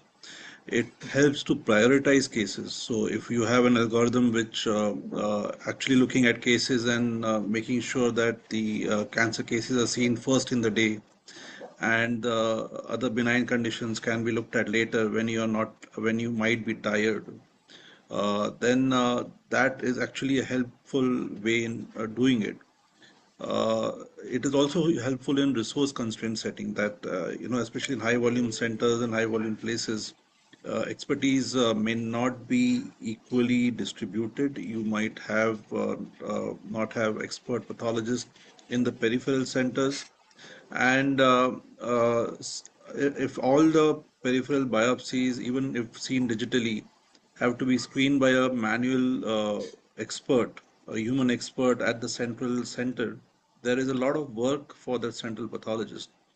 And it is in benefit for the hospitals as well that a lot of these benign conditions or straightforward diagnosis can be made automatically as much as possible. So, and it is all contextual. So there is no such thing that there is one single recipe. So, for example, in a center like ours, 90% of the biopsies are squamous cell carcinoma. For an oral cavity, but the same setting in a general hospital might be there just 10% of the biopsies might be squamous carcinoma. So depending on what is the scenario, there needs to be customization of the AI algorithms to local problems. The same algorithm, one that screens for squamous carcinoma, is useful in a general hospital, but in a tertiary cancer center, it may not make too much sense because then it's going to highlight almost all the biopsies as important. So it all depends on a lot of factors. So there is no straightforward answer. It has to be customized to every problem that you're dealing with. And if I may just add, Naresh, there's an interesting corollary to that. I was talking to a surgeon in a country that has no pathologists. And we're talking about the deployment of AI in that particular setting. And he was adamant, I'd rather have some diagnosis than no diagnosis. So again, it is very situational and dependent on what you want to achieve when you use AI. And whether that is permissible in that particular country, given the regulatory landscape of having a pure AI diagnosis without any medical intervention, is another interesting debate. Arvind, there's a question on data security with privacy and data protection. Can you take that question? How do we make sure that security, I know this is a very big question, but it's better to know from an engineer like you, what's going on and how can people be assured. Right. So I think this is very much an evolving conversation. We have learned some lessons, some bitter lessons from prior experiences. And there has been this suggestion that there are two sides to this conversation. One is at the institutional level, one's at the consumer level. At the institutional level, like I mentioned, there are techniques like federated learning that try their best to keep their data siloed without having the data leave the confines of the contributing site. And what happens is that the AI model moves between these different sites to be able to learn on the fly. That's one aspect. The other aspect is there's a lot of energy and enthusiasm around the use of blockchain technologies as ledgers to be able to add additional levels of security to these data sets. So I think this actually also brings a very interesting point is perhaps it's a good time to talk to the way folks have been doing it in finance. Because in finance, you had a great experience keeping things private when it's required, but we still transact in a public marketplace. So how does that happen and how do they actually do it, given that their stakes are also quite high? So perhaps there's a lesson to be learned in trying to connect with engineers and folks from that space to see if there are things that we can borrow. I can just tell you from our point of view, because we handle vast amounts of data, given the work we do in excess of 175,000 cases a year, we've got people who work for MasterCard in our AI team, and data protection is at banking level security. So if you can trust your money to doing it online, certainly patient health information can also be similarly protected. Thank you. Sandeep, there's a question about how we're going to bring in the AI models and how will we incorporate these in training and education in pathology. Like genomics and the entire molecular pathology is a whole, I won't say new field, but it is a field which more and more people are getting involved in. With a technology like the one that you're bringing, how would you think about incorporating that in routine training and education in pathology? Yeah, I think one aspect is kind of being able to connect the data algorithms and the pathologist, right? So if you think about blood cancers, there are blood cancers that are so exceedingly rare that many pathologists might never see a case in their entire training. So say, for example, hepatosplenic T-cell lymphoma, right? A very distinct type of cancer, extremely lethal, overall survival measured in months after diagnosis. But, in the entire United States, there might be a couple of hundred cases a year. right? And so the odds of a trainee seeing a case in real time is exceedingly small, much less seeing the whole spectrum of the disease. So it is not, a uniform appearing disease under the microscope or at the molecular level. And so one thing that we and others have done is to try to create the data resources so that you have a large number of cases annotated by other trained pathologists in one place so that it serves as a resource for seeing the kind of spectrum of disease that exists. And then the parallel path to this is that there's so much information that there's no human being that can hold all this information in their heads at one time, right? And so it actually never ceases to surprise me that how much pathologists are actually able to hold.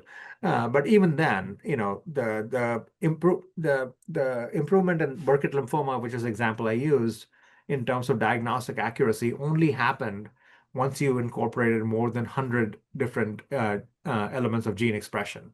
So below that, it was performing at generally, worsening levels. But once you hit 100 markers and above, so there's no human being that can hold 100 variables in their mind at the same time, right? So there are some tasks that are designed for the machine.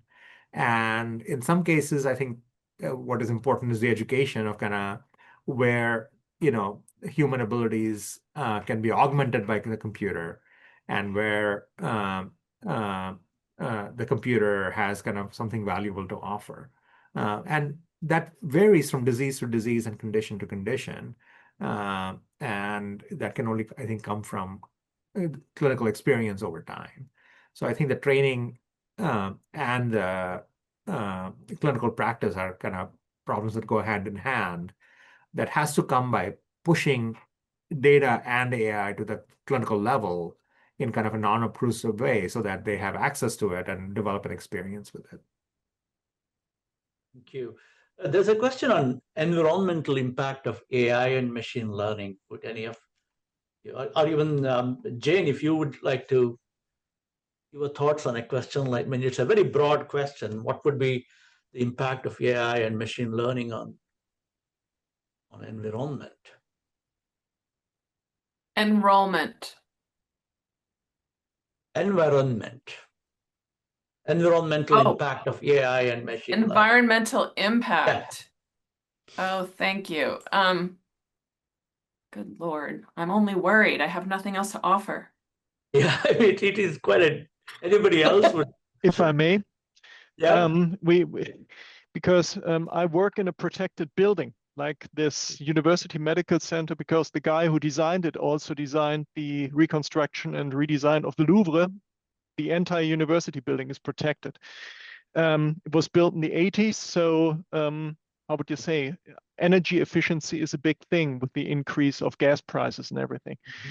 And we just had a task force on that, and we also discussed digitalization and digital pathology. And it's estimated if every pathologist in Germany would actually go full digital, we would consume about half the energy currently produced in Germany.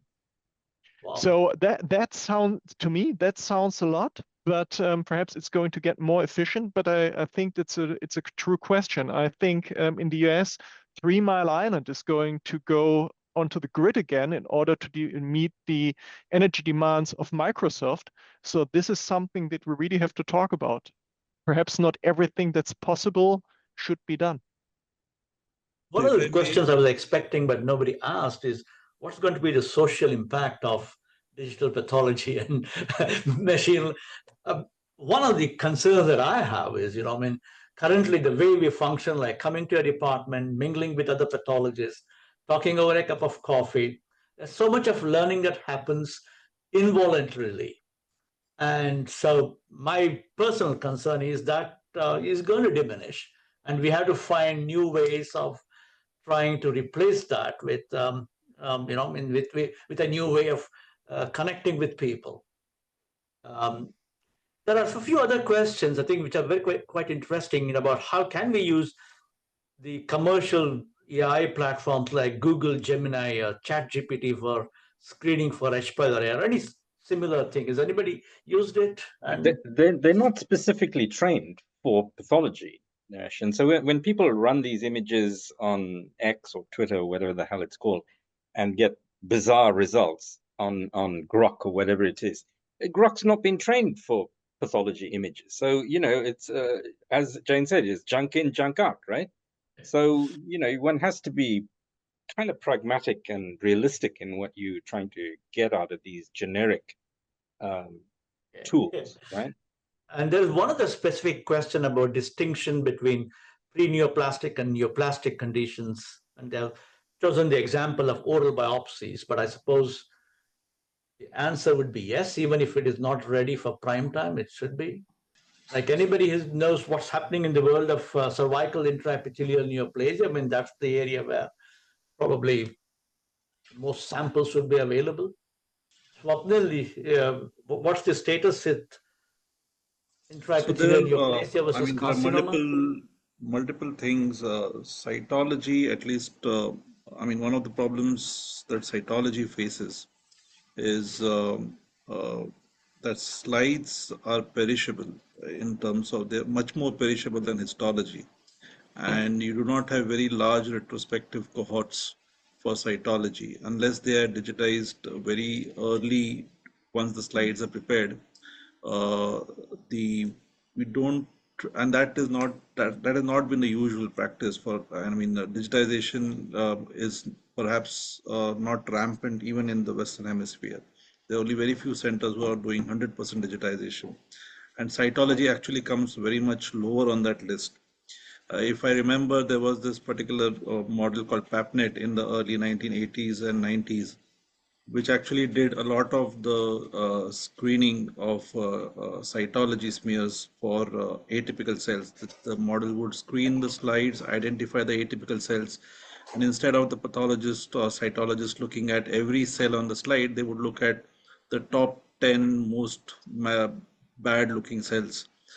But at that time, it was perhaps too much ahead of its time. The slide digitization was not really rampant, and it took a lot of time to really go through that as compared to actually looking at the slide.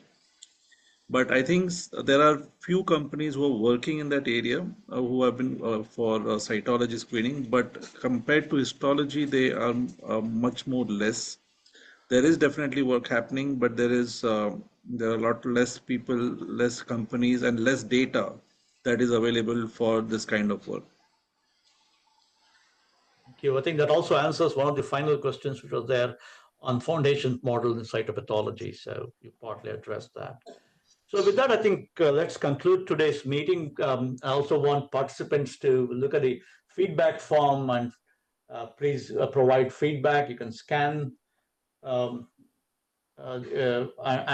which will take you to the feedback form, and please provide a feedback for this meeting. I'm very grateful to all the contributors and speakers who accepted and joined us for this meeting today. And I think I have learned a lot from attending this meeting. And thanks also to Jane, who has given her time. I think your input was exceptional. As you can see, some of the attendees have really appreciated you speaking to us today. Thanks, everybody. Thank you. Thank you very much.